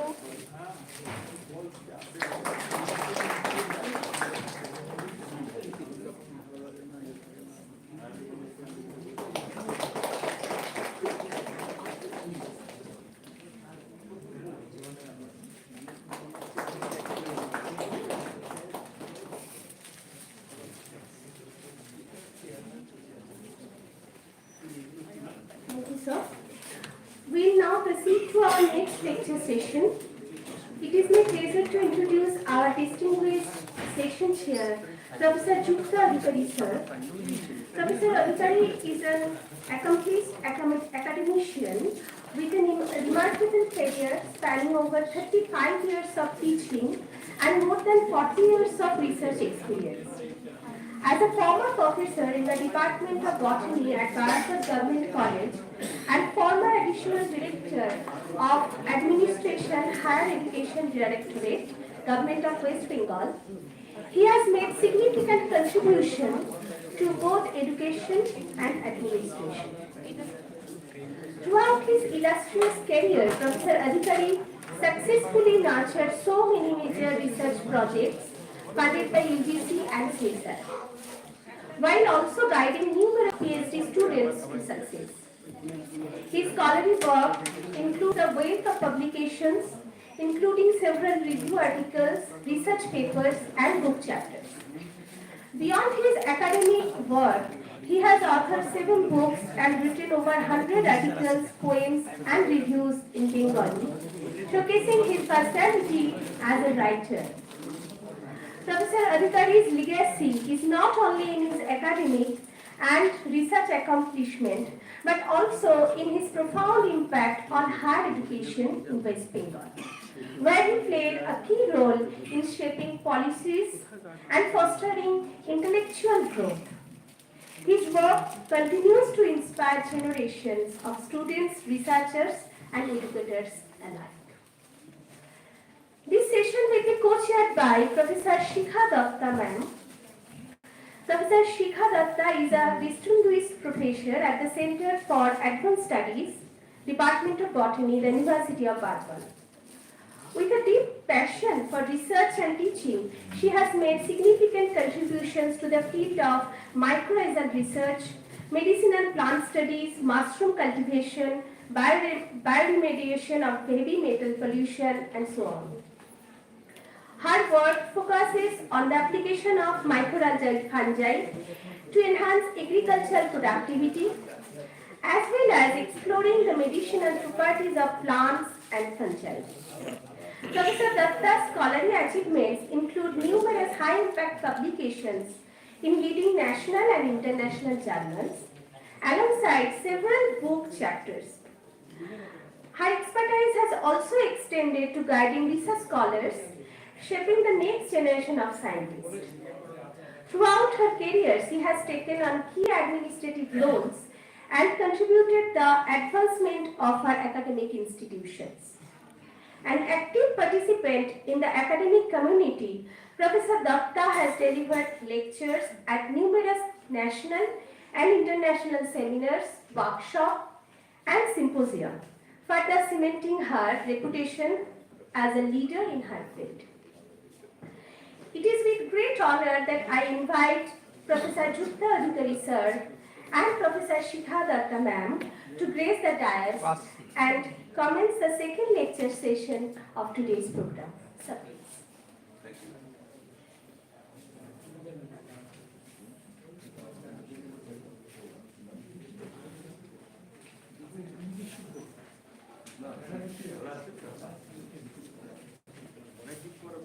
Thank you.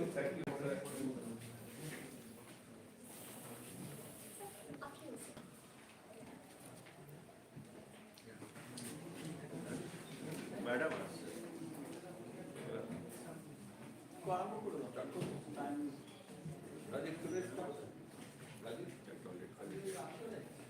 Sir.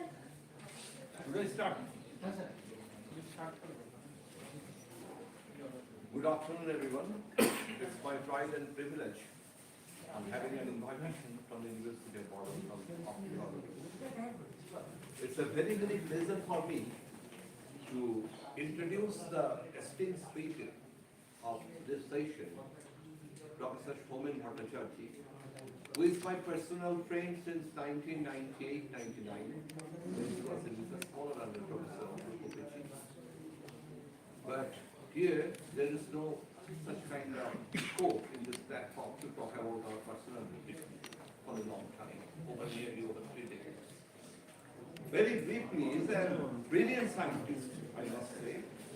In a nutshell, I am trying to focus the very brief CV of Professor Bhattacharjee. Professor Homen Bhattacharjee, presently professor and co-coordinator of UGC Center for Advanced Study and former head of the Department of Botany, the University of Boston, as an academic and research experience of 3 decades and had the privilege of teaching in Delhi University Constituent College, West Bengal Education Service, and the University of Boston. In the year 2007, Dr. Bhattacharjee got selected by Indian Council of Agricultural Research as senior scientist in Agricultural Research Service, very prestigious coming here, and joined Vivekananda Institute of Field Agriculture in Almola. In 2013, he joined the University of Botany as professor of botany. The research interest of Professor Bhattacharjee centered around plant redox biology. He is a distinguished figure in the international level for characterization of redox regulatory mechanisms that operates during the plant stress response and developmental episodes. Additionally, this group also looked interest in characterization of bioactive secondary metabolites and peptides from underutilized plant wild inactives. His entire research work has been funded by different funding agencies, namely GST, ACRB, CSIR, UGC Brazil, GST, BT plus payroll, ICAS, UGC cash, GST and so on.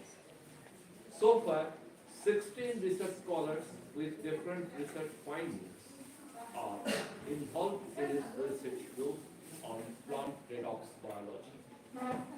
He is also an active member of European Society of Free Radical Biology and many other societies of plant biology of India and abroad, and an expert member of Ayush and Medicinal Plant Board, Government of West Bengal, etc. Dr. Bhattacharya published 3 books, including a monograph with Spring and Nature, very most prestigious house of publication in science. He has published more than 150 unique research papers in several international and national peer-reviewed journals, with citations more than 4100 high index and 58 and 56 I-10 indexes are there. Dr. Bhattacharya also got selected in top 2% scientists of the world by Stanford University, ranking for the 4 successive years, 2021, 2022, 2023, and the present one, 2024. He is also selected by Scholar GPS, California, USA, as highly ranked scholars and ranked 11th in the world based on his prior 5 years activity in the field of reactive oxygen species in this present year, 2024. I am very much fortunate and feel blessed to chair this session of the lecture to be delivered by Professor Bhattacharya. I do not want to waste time much more. I am requesting directly Professor Bhattacharya to deliver his very brilliant lecture that I can easily anticipate. Thank you very much. And I am also thankful to my co-chairperson, Professor Shikha Bhattacharya. She is also my friend for a long time, since her research field. Thank you very much. Thank you, Professor Odhikari and Professor Datta. Actually, I consider myself as a student of plant physiology. Whatever comes forward or whatever comes later on, that's a different thing. And today, I think the field is already being prepared by my predecessor speaker. Was given a very elaborate account from where you can understand that how a natural scientist shaped his career in physics as well as natural science, particularly plant biology, with the help of some spiritual leaders, or rather I say spiritual personalities and leaders of the world, Indian world. I beg pardon to the students, particularly as scholars, for not being able to deliver lecture in Bengali for 2 reasons. Number one, it's a bit technical, where several words are will be used, which is very difficult to use Bengali coinages. And secondarily, as our HOD says, that it's a national seminar, and there are several people around our country who is also having different vernacular languages. So that's why I'll be delivering in English, but I'll be happy if you feel that there's somewhere you are not understanding things. If you intervene in Bengali, I will try to answer your question there and there. So as I told you in the preluding part of my initial session, that to me, as a student of plant physiology, it's always I always felt that what makes Sir JC Bose to delve into plant biology, rather change his stream from a hardcore student or the researcher of physics to natural science, particularly the plant science and plant biology. So I felt that he has a very struggling research career, Sir told it, particularly in West Bengal Education Service in presidency college. And there you know, he made his own award, research award, trying to make his own inventions in a very constrained laboratory condition. But he overcame because of whatever is being written in the last but one slide of Sir, and that what should the scholar of and how he should proceed. He is a tremendous will, not only the scientific, but also as a human being, and beautiful amalgamation of spiritualism and scientific bent of mind, which actually is, you will hardly find people who is having this kind of blend of things to different qualities. Spiritual, so far I understood, spiritual leaders, spiritual persons, they delve into spiritualism, finding for the quest of life. So what life is all about from the point of view of philosophy and spiritualism. And whatever, now you come to the vis-a-vis to spiritualism, if you come to the science, I feel that science is a mean to reach spiritualism. That is exactly what he thought of. And when I will conclude, you will see that exactly that his entire life was devoted towards that. So with this prelude, I will just go to my context.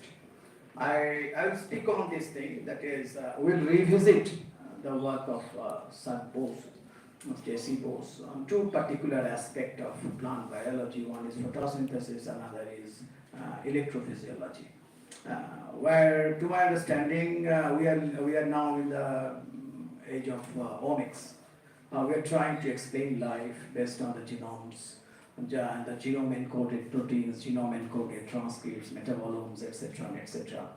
And but as a plant physiologist or as a student of plant physiology, what I feel important is that we can validate several works of Sir Bose so far as the photosynthesis and this electrophysiology of plant is concerned.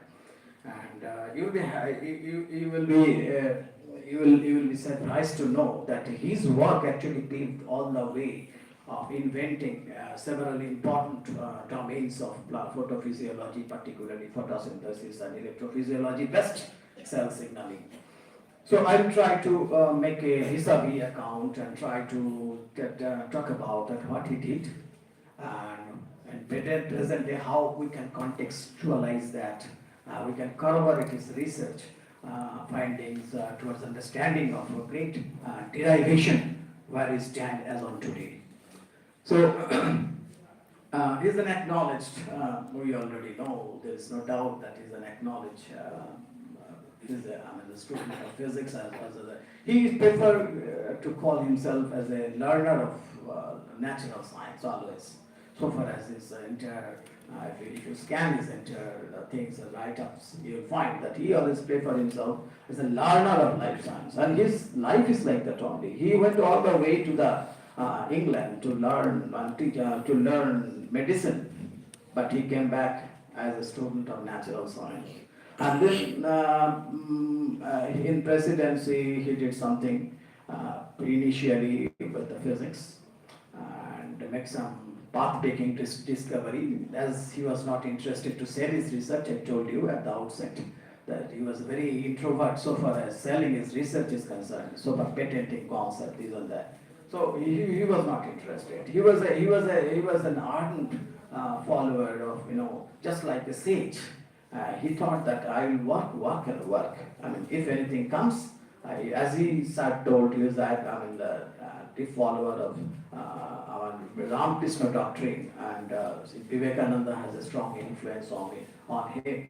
And later on, obviously, Nivedita, they preached this spiritual fraternity of Ramakrishna with Sir Bose. So he did all this thing, and as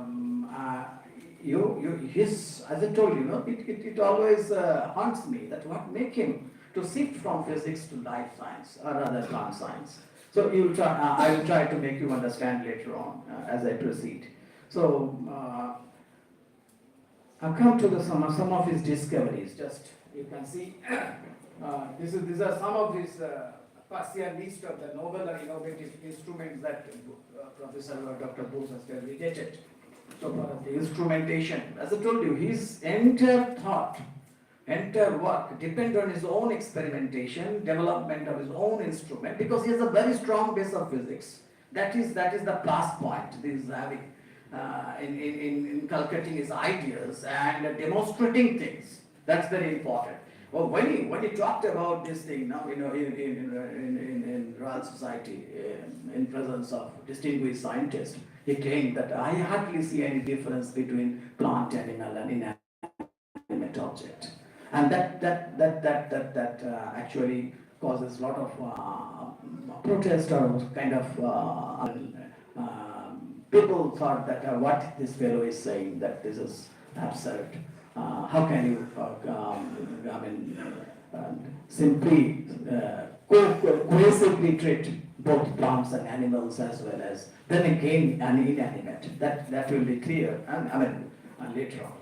So these are some of the instruments, oscillating recorder that he developed for measuring ascent of sap, and photosynthetic recorder that rate of carbon assimilation of the plant.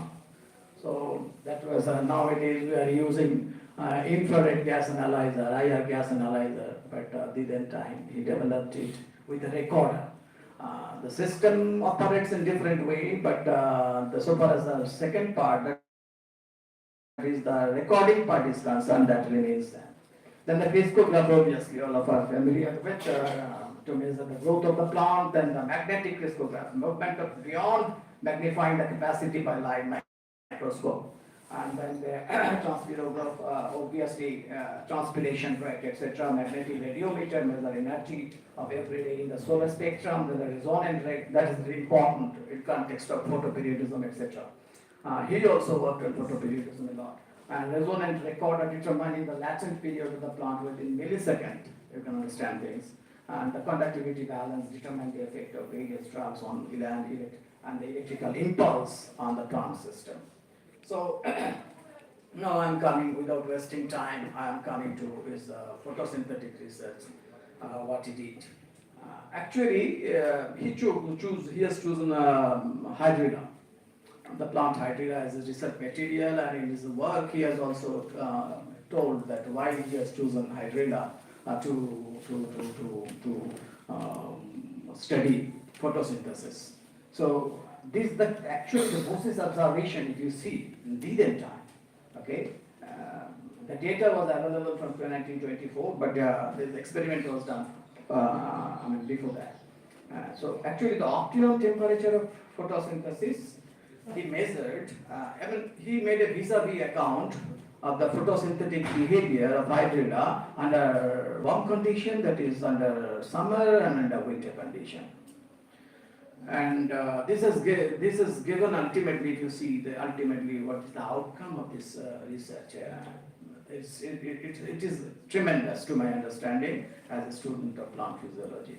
Now you can see these are the observation he made, that the optimum, there is difference between the summer-grown hydrilla and the winter-grown hydrilla so far as photosynthetic attributes are concerned, and these are the attributes. He made a synoptic account. That is optimal temperature different, 28 to 33, light saturated rate of photosynthesis, 147 vis-a-vis 362, more than double. Okay. Then the light compensation point, there is no scope for explaining these terms because it will lengthen the thing. I guess you know what is light compensation point, what is light compensation point, this and that. So I will go directly and then I will try to explain what is the significance of these experiments. Then the relative quantum yield, 12 vis-a-vis 25. Then the efficiency of carbon dioxide utilization, 14 vis-a-vis 71. And then the carbon dioxide compensation point, that is in terms of milligram carbon dioxide released in the atmosphere, that is 1.2 and almost 0. So you can, so these are the observations, these are the photosynthetic attributes of your summer grown and winter grown crop. It made Sir Bose quite amazed that why this is the same plant, but they are behaving photosynthetically in a just a different way, and why it is so. Okay, so he tried to explain his result in his own way based on hidden knowledge. Mind it, the research is taking place when there was no unfolded chemistry of photosynthetic carbon reduction cycle.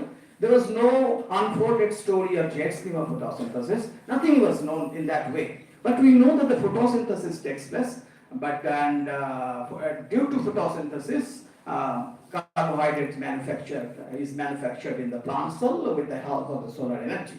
Now, this is the just simply the Babler recorder which was used in the time.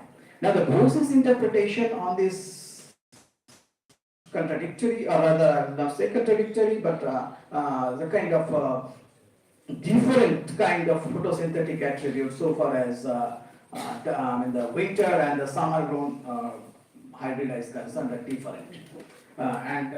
You see that what he told that basically photosynthesis hydrilla was unique because of the following features. He tried to, hello, AJ, if you don't feel like here, you can leave. এখানে গল্প করার জায়গা না এটা।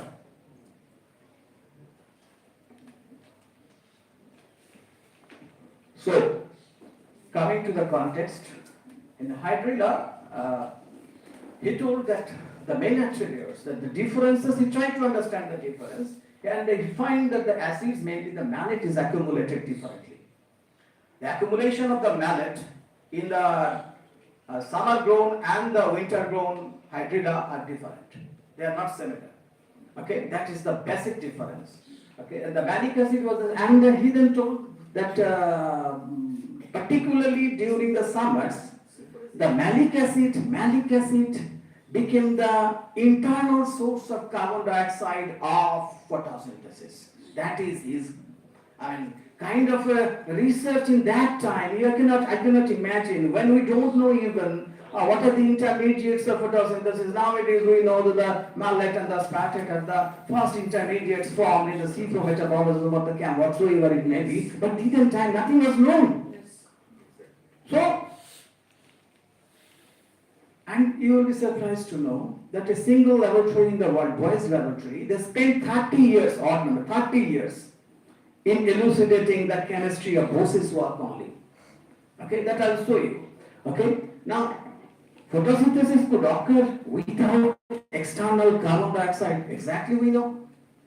Okay, for example, cam plants, we know that there is hardly any stomatal conductance during daytime. Rather, there are a lot of cam plants where we know the cam idling is taking place when the stomata remains almost completely sucked for even several days. But photosynthesis goes on during the night. What is the mystery? We know the mystery right now because it was unfolded in 70s, 80s. But in time, he told unequivocally through his experimentation, look, there are some plants which can, and they are hydrophyte. Nowadays we call them submerged aquatic macrophyte. They show different kind of photosynthesis, different kind of photosynthetic attributes. Okay, now, and through genomics we have unfolded that. Okay, so nutrient studies helping us to understand how they are regulating this thing. But now, in time, it is surprising that he is telling through his experimentation, look, there are some hydrophytes, submerged aquatic macrophyte, which can photosynthesize even in a different way altogether. They don't have to depend on external carbon dioxide. So internal carbon dioxide can serve as a substrate for photosynthesis. So there lies the credit of Sir Bose, obviously. Then the hydrilla plant at the high temperature of the summer became acidic. That's another very important finding. That hydrilla develop or growing in the summers, their cell sap is much more acidic. And this acidity he also investigated mainly due to the formation of the malic acid, accumulation of malic acid. So it was very close in deciphering the chemistry of C4 metabolism or other CAM metabolism, or rather nowadays what we call as carbon dioxide concentrating mechanisms. Okay, so ideally assimilated malate instead of carbon dioxide and uptake carbon dioxide during photosynthesis. So that is a mechanism nowadays. We know that there is nocturnal fixation of carbon dioxide or whatsoever, or there is double carboxylation mechanism to retard the effect of carbon oxidation cycle. Those who know a little bit of this thing, they know about this thing. So the cue that the scientist got, now every scientist receives a cue of his own scientific thought. From where, research around. If you try to do something, obviously you search the literature. Why? Because you want to know what are the basic work, and from that your mental cue develops. Okay, in this line I can proceed my research and I can do something. And exactly whatever he has done, that is the trait. Okay, so the organic acid stored during night, as just like the succulent plants, provide indirect materials. Obviously, the source of carbon currencies, which is being decarboxylated during day and provide the carbon dioxide to Rubisco for further photosynthesis, and which is explored. But at the time, neither Rubisco was known, nor carboxylation chemistry was known. Forget about C4 metabolism. Forget about your carbon dioxide concentrating mechanism. So you see the credit. Okay, as because is a person from India, is because he's a person, his entire life, his entire work was negated in several ways, being criticized, being undermined. Sometimes some people say that he's a vague person. American scientists call him the vague scientific worker. So I'll come to that. Now, the biochemical basis, different workers, they corroborate and they substantiate the views of Sir Bose.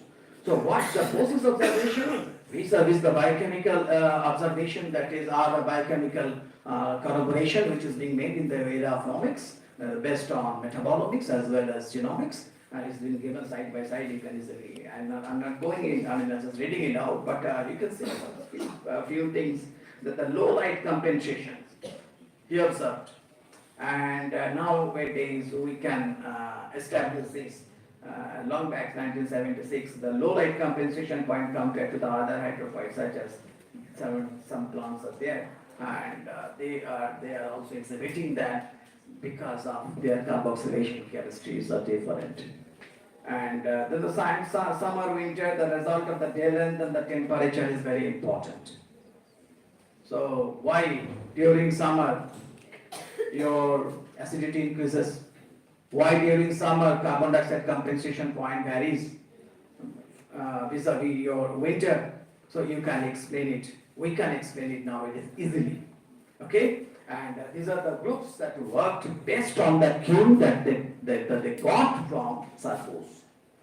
So the cue originally was, or rather you can say the scientific thought, or rather the end point of, suppose you were working on a line and you left it somewhere else, and from there somebody took the cue and proceed further. This is how science progresses.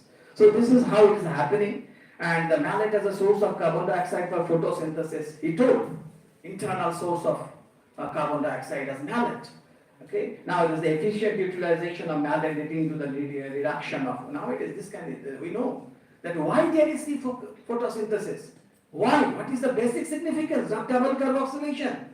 Okay, it is costlier, but it is efficient. We know it is costlier, but it is efficient. They are doing it because of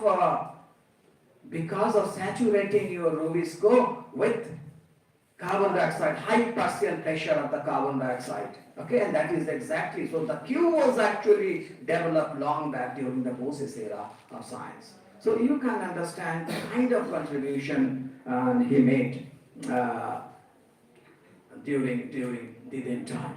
So there are many scientists, and the primary route of carbon assimilation of Kelvin, Dyson and Banson cycle, C3 pathway was established long back, that is 57, 2002 is purified, Basson 2003. Nowadays we are further advanced. We know that there is multiple modification of the pathways, and they are highly interconnected. Not only this carboxylation chemistry is connected with carboxylation chemistry, best enzymes and the genes, but they are also connected with photoperiodic events. There are many things complicated is developing, but the basic thing you must recognize and admire that Sir Bose during Vedan time, he told that give the cue of double carboxylation procedure, that is the carbon dioxide concentrating mechanism. So to my understanding, he made the foundation of carboxylation chemistry research. So there lies the, contribution, great contribution of Sir Bose. So as I told you, the variant of carbon dioxide assimilation through carbon dioxide concentrating mechanism was discovered long after the discovery of Sir JC Bose.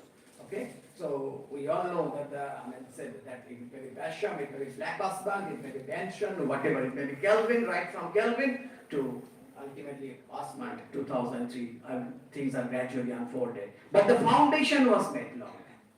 So that's how you can signify the Bose's contribution. So the variant of carbon dioxide assimilation. Another very thing, important thing, that a single compared it with a single cell C4 metabolism. This is a single cell C4 metabolism. C4 metabolism needs two types of compartments. We all know mesophyll bundles itself. But here the Q, or rather I can say whatever the extract of his work, they conclusively make the foundation towards the chemistry of single cell C4 metabolism. So nowadays we are very, this single cell carbon dioxide metabolism, or single cell carbon dioxide fixation or C4 metabolism is very important nowadays, contextually. Why? From the point of view of agricultural productivity. Scientists are trying hard nowadays in the era of omics to insert the single cell carbon dioxide concentrating mechanism to retard the loss of carbon through PCOC or C2 cycle. We all know that. And there is, across the world, there are several laboratories who are working very hard, okay, to insert this quality, single cell C4 metabolism. We all know that the C4 metabolism is costlier but very effective in the sense that the gain of carbon is very high, dry matter accumulation is very high, water use efficiency is very low, very high. That means that you have to spend very little amount of water to produce a unit amount of carbohydrate. Vis-a-vis C3 plant. So the original thinking of single cell C4 metabolism is nothing but the outcome of Bose's contribution. And there is no doubt about it. And the Bose work, Bose et al. 2000, they spend a long time. Bose has a long, he is a group of, Bose and his group, he's a research group leader of his research, and he conducted each and every carboxylation story of our Sir JC Bose for the last 30 years. And whatever in my earlier slide, whatever consolidating facts of different scientists corroboration that corroborate the Bose's ideas or Bose's foundation of the carboxylation chemistry is coming out from the Bose laboratory. So this is the framework to my understanding that we know this type of thing is happening, and you know that is how it is happening nowadays in a single cell. This is a single cell C4 metabolism. So you can see that the single cell C4 metabolism clear in a single cell, and this is exactly what is happening. And the mallet is the internal source of carbon dioxide. Maybe you can fix carbon dioxide during night. You can fix carbon dioxide during day, whatever. That can be done. But with a little amount of stomatal conductance, even during day, you can manage to produce mallet, and the mallet can enter in the chloroplast, decarboxylate, increase the partial pressure of carbon dioxide, and Rubisco is forced to work as carboxylase. And this is the credit goes to Sir Bose because he told initially that look, the submerged aquatic macrophyte exhibit kind of photosynthesis which is not normal because they develop high acidity, and this is nothing but formation of the mallet which can be the source of carbon dioxide from carrying out photosynthesis. So this is the conceptual thing. Just now whatever I told it. So this intermediate pool is actually the outcome of the Bose's research and the delta. And the scientists took the cue and then monomics and as well as genomics. Now I'm coming to the another field because actually told me that the time is short and if people are hungry, so I'm cutting short things because I like that only. Now, so second part is electrophysiology. This is very fascinating, but bit complicated, not like photosynthetic straight away things. As I told you, তোমরা যারা পড়েছো জগদীশ চন্দ্র বোসের কিছু বই টই যদি পড়ে থাকো দেখবে অব্যক্ত বলো বা যেটা বই পড়েছো সেখানে দেখবে. And as I have also mentioned in my earlier slot that he hardly see any difference between living and not living.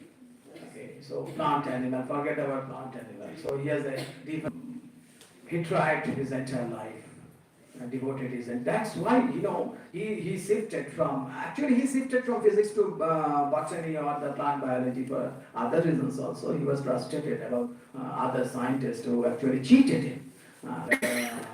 Because only thing is that he was the victim of racism. So to my understanding, anyway. So I'm coming to his basic way. Okay. Now,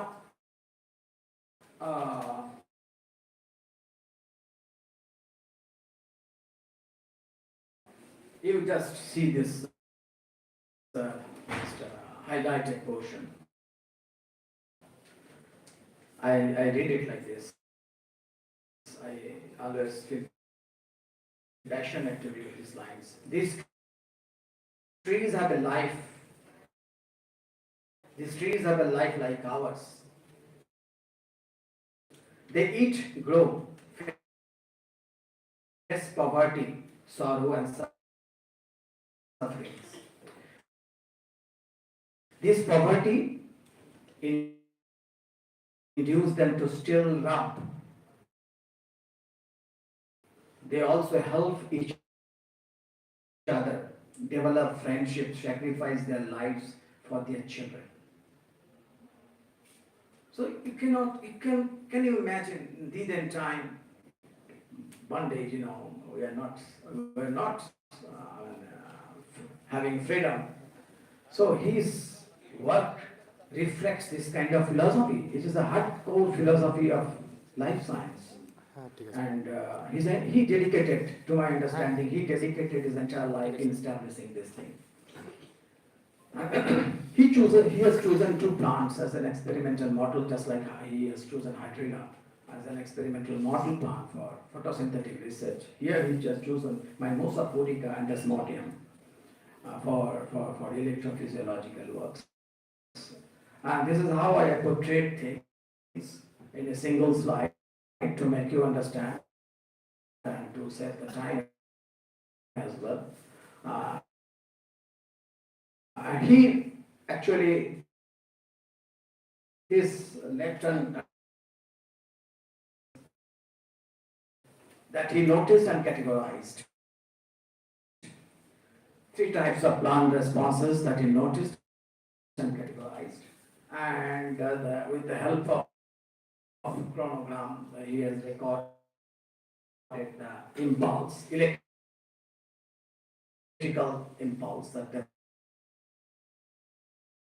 developed, signals, and the instrument that he has devised in the next column. And he has tried to extrapolate his idea, the membrane, a kind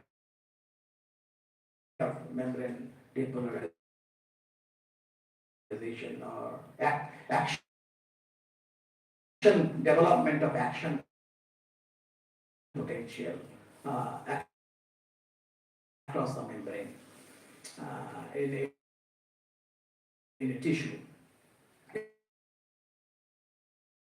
in a receiving tissue. So you can see that he categorizes as the contractility. So contractility, just like the plant moving environment. What is the larding environment? What is the larding behavior of the plant? Nowadays we know that how plant perceives the environmental cues and transduce it in the form of a response to signal transduction. But in time nothing was known. Okay, nothing was known. There's hardly, who is the receptor, who is the touch receptor, mechanical receptor, drought receptor, nothing was known in the time. So he just projected electrical stimulus as a very important kind of environmental cue-oriented that ultimately forms, helps the plant to form an action potential or an impulse, electrical impulse, which can propagate through the plant. Okay, and thereby they can give a systemic response. Not only the localized response, but also systemic response. There lies the now, as soon as he told and all this thing, there was a reaction from the Western world. What Sir was telling, I am just telling one thing. Okay, just he was going to, he went all the way to the Britain to read this paper and project his work. In the lecture at the Royal Institution, there was a call from the Royal Society, and the lecture of the Royal Institution, Bose drew the analogies between the semiconducting electrical responses in metals, plants and muscles. Try to understand this thing. That's why I told you time and again, he hardly sees any difference between all these things. He, in the lecture itself, in the hall itself, he says, there's hardly any difference between the genesis and the operation of the electrical electrical responses in the metals, between metals, plants and animals, muscles particularly. Okay? Humans, animals and plants are the members of a continuum existence. Obviously, humans, animals and the plants are members of continuum. He is not challenging the evolutionary theory and saying that. He said, and includes the inorganic world. That's the thing, fundamental thing he changed. That, there is nothing wrong if you make a continuum between the human being, animals and the plants, and the plant right from plants on this animal and the human being and developed. This is not evolutionary, nobody can challenge. But when you drag inanimate object and try to connect it, then the people, in the audience, it was just like I'm just repeating the same thing. The prominent electrophysiologist of the time was Sir John Bartonson Sanderson and Waller. The August Waller was there in the particular flow. And first Barton Sanderson objected to the use of the word of response in connection with metals. He vividly objected in the floor itself that how can you connect or connect this plants, animals, human being, that's okay, but how can you drag inanimate object metal? So he objected, and August Waller didn't comment anything. He was a very clever person. Okay, he didn't comment anything, but he perceived everything. But later on, it's found that he published his own paper on electrical behavior of the plant, claiming the priority of discovery of vegetable electricity. That is what you have been telling, sir, in my earlier session. So, and that's make a big. He thought that he was very saddened due to the fact that he told all. Long back, before, but he was there. He didn't say anything, and neither he objected Sanderson, but he took the cue of this development, and in the laboratory he did some work and then published. Later, Barton Sanderson recommended a rejection of his paper in the Mimosa paper submitted by Bose to the Proceedings of the Royal Society. So, when this work went to one for publication by the Proceedings of the Royal Society, what he has delivered, Actually, it was Sanderson who objected and rejected the paper. But later on, it is when the same work has been published by the Waller. Almost true. Now, I'm coming to this makes the foundation of the electrophysiological work and the biophysics of the plant behavior and responses, Bose's observation, vis-a-vis current understanding. So, he identified a fundamental physiological motive that works, that is interconnected with the oscillation and kind of environmental cues or stimulus, whatever you have given to the plant. Suppose the Mimosa pudica, you have given the mechanical stimulus, desmodium, light, and diurnal fluctuations. Okay, phototropism, in case of phototropism, light, whatever. So an electrical stimulus, the first thing is that an electrical stimulus is developed within the plant. So whatever in the plant response to the, according to him, plant responses to the environmental assaults or environmental changes are actually percolate down to the plant system in developing a tangible electrical signal. So once the electrical signal is developed, then this electrical signal has the capacity to produce an action potential of the plant. What is action potential? He told that electrical stimulus is developed across the membrane due to the change in the ions, and that is what I mean. If I make it a little bit understandable for you people, actually the hyperpolarization of the membrane, the behavior of the membrane is very important in giving response. Nowadays we know that it can be a chemical signal, it can be an electrical signal, it can be a light signal, it can be a poison, whatever it may be. The sensors are there in the membrane and the sense, and accordingly they transduce a response, which may be shortcoming, which may be short-lived, or it may be long-lived, you know. Immediate response lies with the behavior of the membrane, change in the behavior of the membrane, and particularly the effect of the membrane transporter system. And the effect of the membrane transporter actually causes either the influx or efflux of the differential modulation of their behavior pattern of the influx and efflux of the ions across the membrane, and that causes you can call it hyperpolarization of the membrane, or the membrane, across the membrane, the electrical charge got distinguished.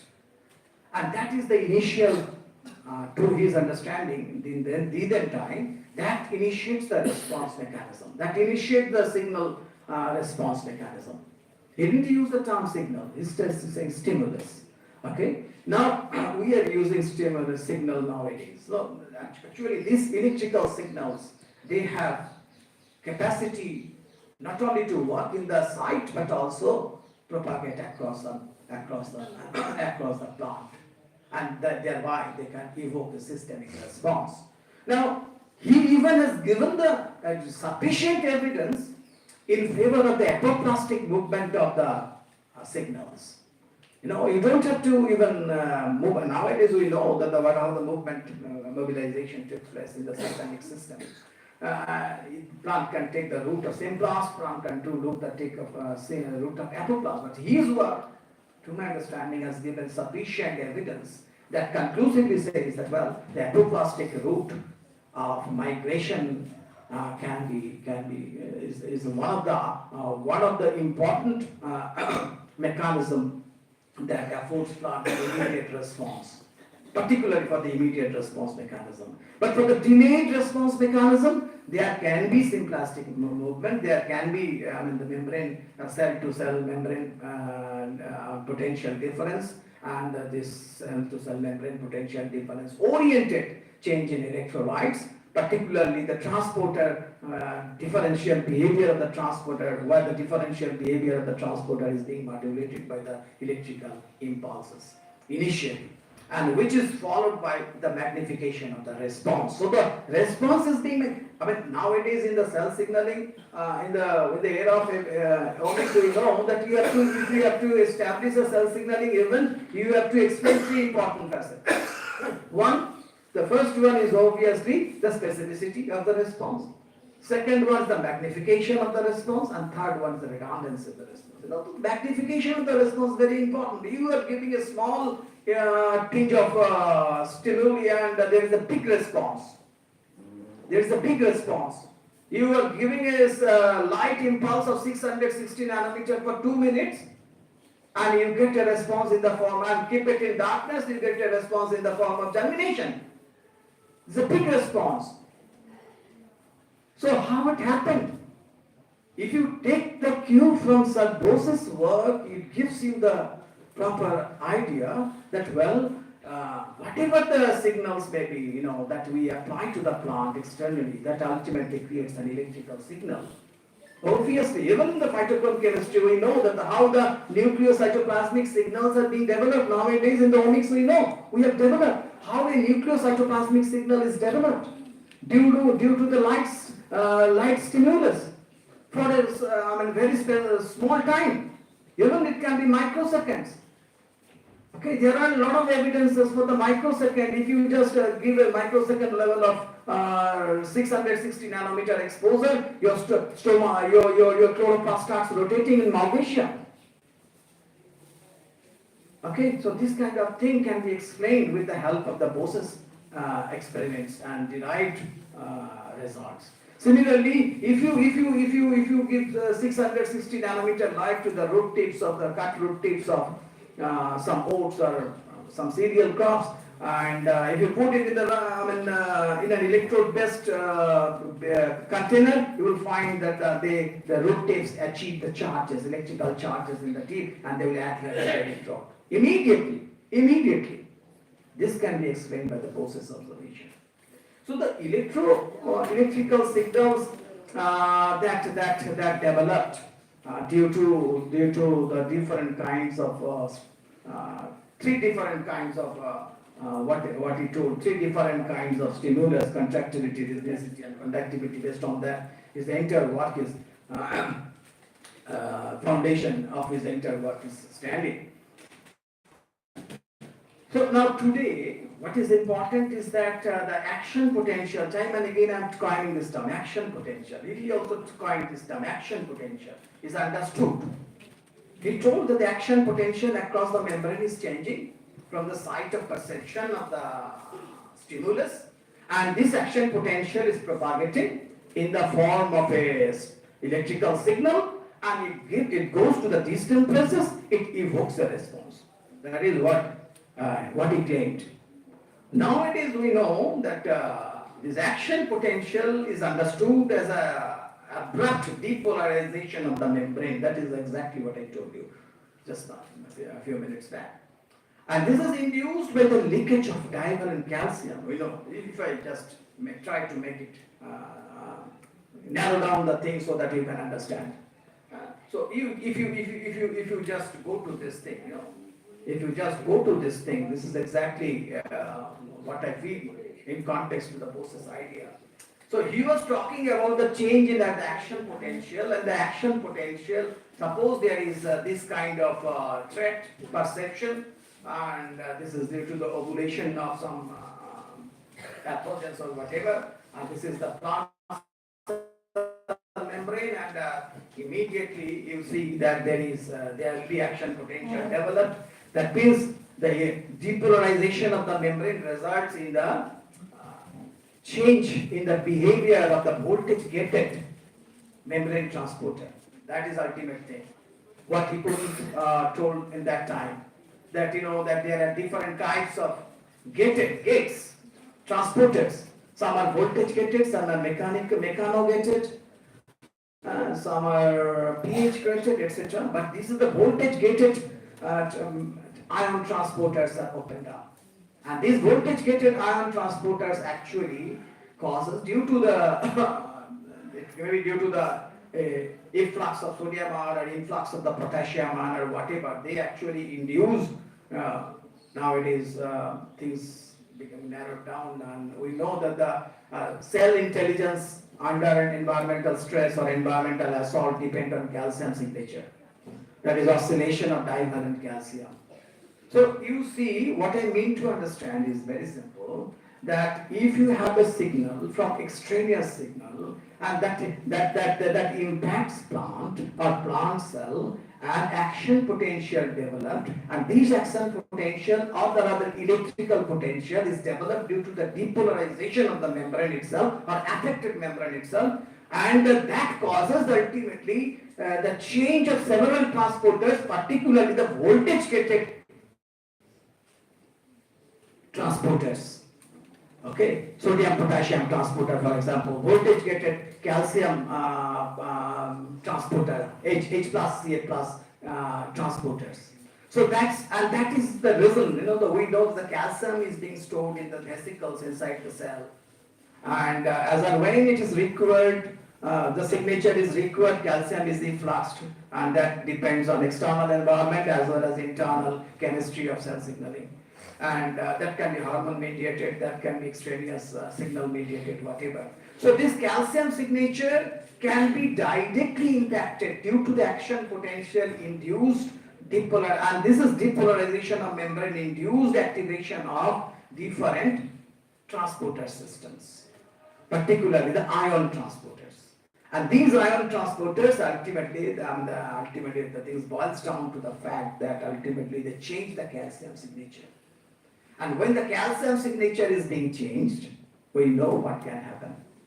We know that things will go in tandem one after another, right from kinase activation to your transcription factor activation to gene activation, the delayed response in one way. Or if it has to give the instantaneous response, then it can impact again the different channel proteins, and accordingly, for example, in Balvinus region of the mimosa, whenever you touch, there is a dropping of the closer to the leaflet or whatever. This is due to the action potential derived calcium signaling instantaneous effect, and which changes the electrolyte balance or the osmophilic substance balance in the Balvinus region, causing efflux of the water that ultimately causes the flaccidity of the Balvinus region cells, and that's why there is closure of the leaflets. So this is a long, I can keep on telling about this thing, that how this work is being corroborated nowadays in the era of omics with some fundamental plant responses of the plant facets like blue and red light, photophorealism, leaf movement. There is omics with discovery of the diverse plant responses regulated by ion channels. And these impact of the ion channels are possible due to the development of action potential, electrical potential. And this electrical potential was developed due to the depolarization of the membrane, instantaneous depolarization membrane, and how this proceeds cell to cell for the systemic regulation or instantaneous regulation. So this is for the blue light. There are many. I am not going into detail about that, but there are many scientists that involved that they try to explain the things of each and every physiological attributes based on the electrical potential or electrophysiology. While the electrophysiology took the central route, rather you can say in that sense, that explains diverse kind of plant attributes and response.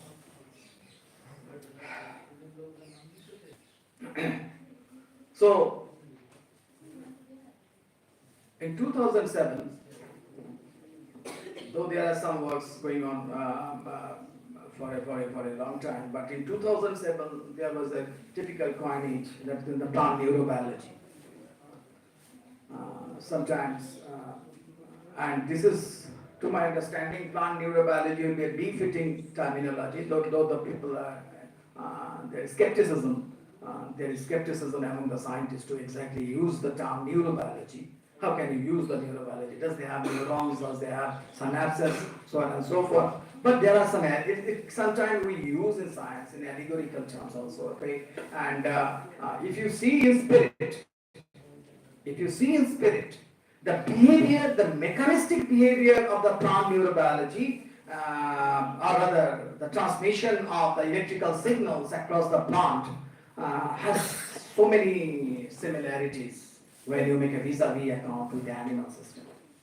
Okay, so there are, I'm not going in detail about that, but this, to my understanding, coinage of this term, proposed by the Bose in the first gave the idea was from the Bose, the pathway comprising of the phloem seeds. He also told that how the plant, the impulse, stimulus can propagate. That can be pathway can comprising of phloem seed tubes and their companion cells, through which the electrical action potentials. He emphasized on electrical action potentials are transmitted. And second, the pathway comprising of the non-living xylem elements and the accompanying living xylem parenchyma through which they travel the variation and potential of the hydraulic signals. Now, I'll take one minute, that the action potential mediated electrical signals and the hydraulic signals, if you consider hydraulic, the change in partial pressure of the water, or rather you can say the target pressure of the water as a signal, obviously they are signal.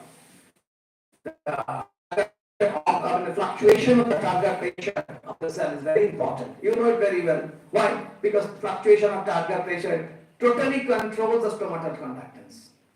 Fluctuation of the target pressure controls many things, of the plant physiology. So the hydraulic pressure or the fluctuation of the target pressure depends heavily on the electrical signals, which is being generated as so far as Sir is concerned, Sir JC Bose is concerned. Maybe electrical, this action potential has a tremendous role in regulating the hydraulic pressure or the target pressure of the cell. And accordingly, they can manipulate, they can modulate, they can modify whatever you say, the physiology. And the third is the neural-like pathway. He also told it's not mechanic. The neural-like pathway in the plants, as postulated by Baluska et al. 2000, supported by Baluska et al. That's the plant brain, the transmission zone of the root, where the active enriched fields of the cell-to-cell communication channels, that is the plasmatismata, at the end holes of the cell act as synaptic connection. So people are working around the cell to give due recognition of his work. No, it's not like that. The plant have the learning behaviors, and if the plant can have the learning in our system also, we are trying to understand how the stress memory can originate and how the stress memory they keep. If you give a plant an episode of the stress, and if you give a time for acclimatization, and again if you give the same stress, they can withdraw it. Withdraw the stress. They can, they combat the stress very efficiently, rather than when you expose the stress for the first time. Now, this is due to the stress memory, and the stress memory has got something to do with their so-called. I'm not saying the neuronal system, but obviously there are some memory imprints, inbuilt memory imprints, and these inbuilt memory imprints maybe the metabolites or at the genomic level or nowadays we know there are 3 models that are being postulated, to talk about the stress memory imprints. So I'm not going into detail about that, but 3 views have been there. Supposes concept of plant neurobiology, so field is open. So you people think of, those who are the students and the scholars. So it's not like that. If you have to venture your research, if you have to venture your study in the conventional field, you should have the guts and merits enough to take the challenge. So look, in this time, more than 30 years back, a person from India is an dependent India, British India took this challenge, and he faced the consequences in different ways. You see that how he has been harassed in Presidency College. He didn't draw salary for 3 years, long years. He has been harassed like anything. He has been given a grant of 2,500 within time for developing his laboratory as a contingent grant, but the government directly negated it. But he never stopped. And people, if you ask me, that go to a recognized scientist, it's a black box. You don't know what is happening I don't know, so don't be there and don't proceed there. But my humble submission to that, if you if you get chances in your life, try to frame your research, try to proceed in that direction, which can enlighten people with the new ideas. And the ideas are important. Okay, so if you don't imbibe in the ideas, Bose is time and again is talking about ideas, ideas, ideas. If you don't have ideas, you are lost in the field of research. So just now I told you I'm not going to tell about it because of time constraint. HOD may be angry on me. No. Okay, so please bear with me at 5 minutes. Okay, so how it's possible for plants which lack an obvious brain and the capacity of rapid movement to foresee, remember, and plant, foresee and plan and respond, plan and response. So that doesn't have the central nervous system that you can plan things. Okay, you can memorize things, you can take action, foresee things. It doesn't have that. Okay, so the current view of the research taking cue from the Bose's idea says that, well, there is a very robust cell signaling. And this robust cell signaling in one way or another is connected with the action potential development. So action potential may not be always responsible. Now we know there are sensors in the membrane itself which work independently, not related to the action potential or electrical stimulus oriented activation. There may be different mechanisms. We know ligand receptor mechanisms are there. We know there are different mechanisms that operates. But a robust, a very robust integrated fabric of cell signaling mechanism that do exist in the plant cell to perceive the environmental threat, to read the environment and to foresee things and give them the alertness to change their metabolism, to change their proteome level. Everything is changing at the proteome, metabolome, as well as genomic level, transcriptome level. So things are moving fast. You only thing you have to understand things. Unless and until you understand the physiology of the plant, how plant behaves, how plant understand environment, life process, basic life process, how they operate basic life process, how they intricately associated with the environment, you are lost. So there is no shortcut, my friend. You won't have any shortcut. Time and again I am telling you, if you have to make a real scratch in the field of science nowadays, you have to, follow the path of Sir Bose, what he has done. Okay, so be passionate, be passionate. That is the only thing. And then the information network, the elaborate information network connected with the cell signaling, robust cell signaling, that enables them, and they can use calcium signature. We know only one, but who knows, there may be multiple loops of cell signaling loops. There may be multiple cell signaling regulatory loops that is connected, that connects the environmental cue with your genes for expression. Who knows that? So things are wide open, so you can proceed. And lastly, this is the last slide. The Bose's candid utterance, where the science blends into spiritualism. He says, I quote, in the pursuit of my investigation, I understood unconsciously, in pursuit of my investigation, I was unconsciously led into the broader region of physics and the physiology, and was amazed to find boundary lines vanishing and the points of contrast emerge between the realms of the living and non-living. Whatever he did, ultimately, I told you. So the boundary lines he claimed in the Royal Society, okay, and he emphasized it, and this resonates the Vedantic philosophy of Brahma, which talks about the absolute consciousness that pervades the concept of the universe, has no set, no quantity, no characteristics, no image.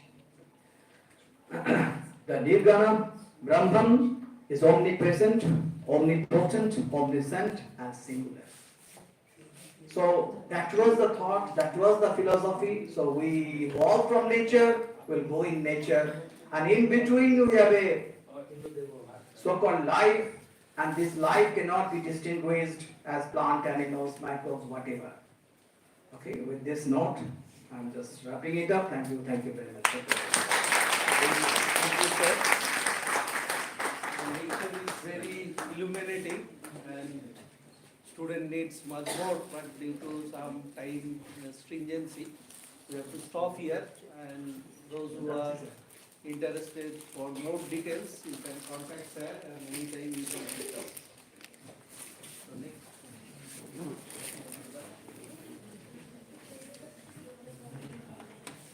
Yes, sir.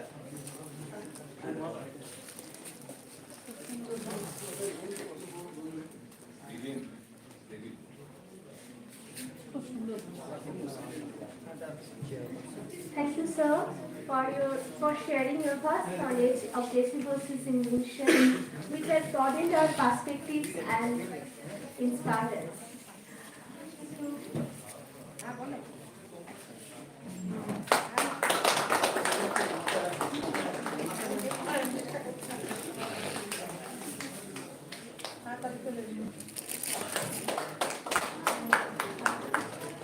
আমাকে দিতে হতো না, আমি ঘরের বউ, আমি ঘরের বউ। এগুলো আমার ঘরের লোক শিল্পাকে দিন দুই স্পিকারে ছবি একসাথে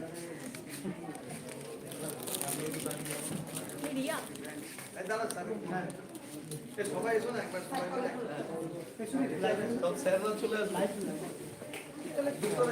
নবদা, নবদা এসো।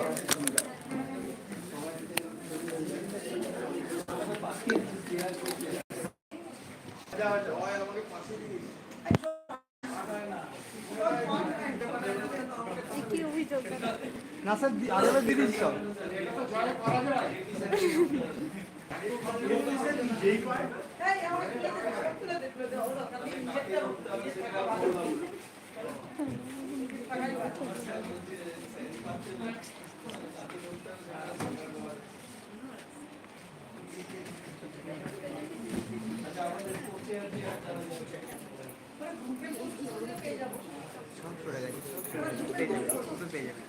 এরা বলে কি আপনাদের ছবি আপনারা নিজেরা কি করবেন, ঠিকই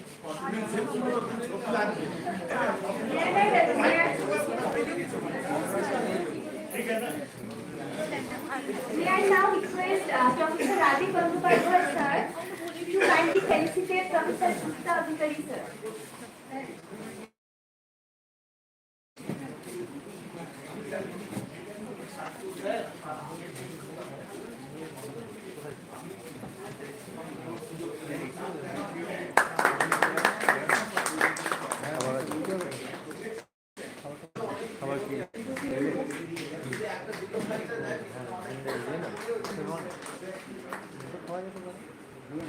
Thank you very much.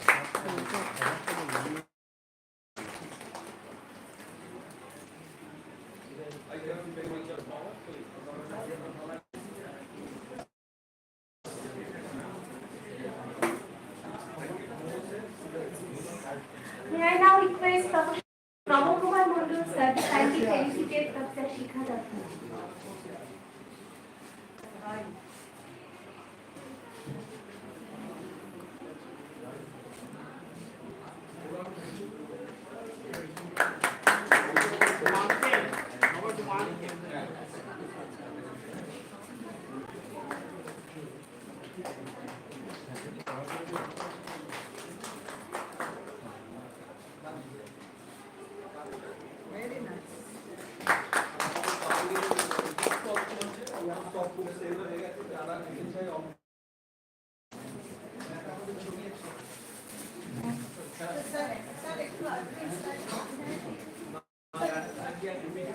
Sir একটু আসবেন আবার আসবো ছবি রে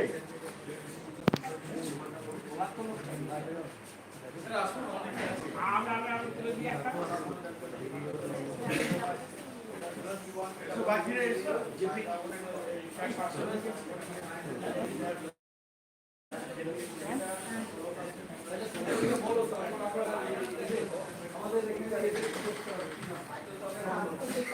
We will now adjourn for lunch. Following lunch, we will proceed with oral and poster presentation as well as quiz competition. Presenters, please get ready to showcase your work at post-lunch session. As we are running out of time, so lunch session will be very short, and the research for the research scholars, their oral presentation is hall only, and for the students, the oral presentation will be the classroom wall, and the poster presentation will be on the second floor.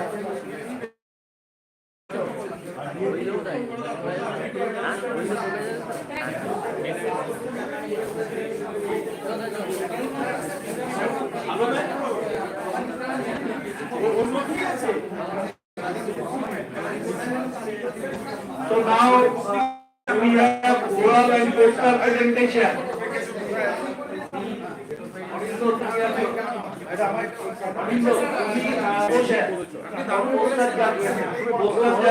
Research scholar, activity student, Sundar Paja and Professor Navakumar Mondol.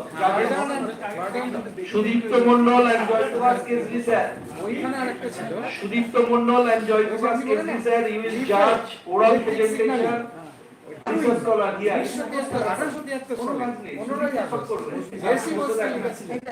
এই রুমে বসে থাকা আপনাদের যেতে হবে না।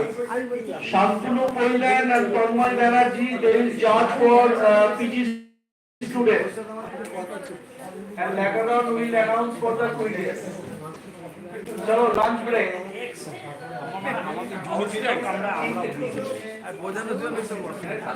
ওদের খাওয়া হয়ে গেছে, লোড দেবে।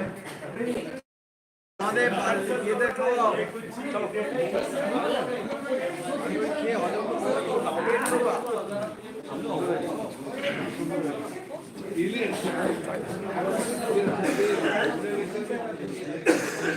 ইমোশন তো আছে না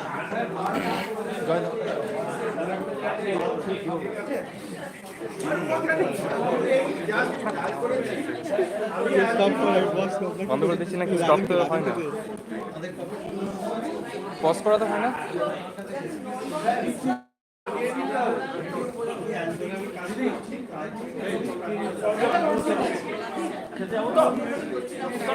সেই জন্য বললাম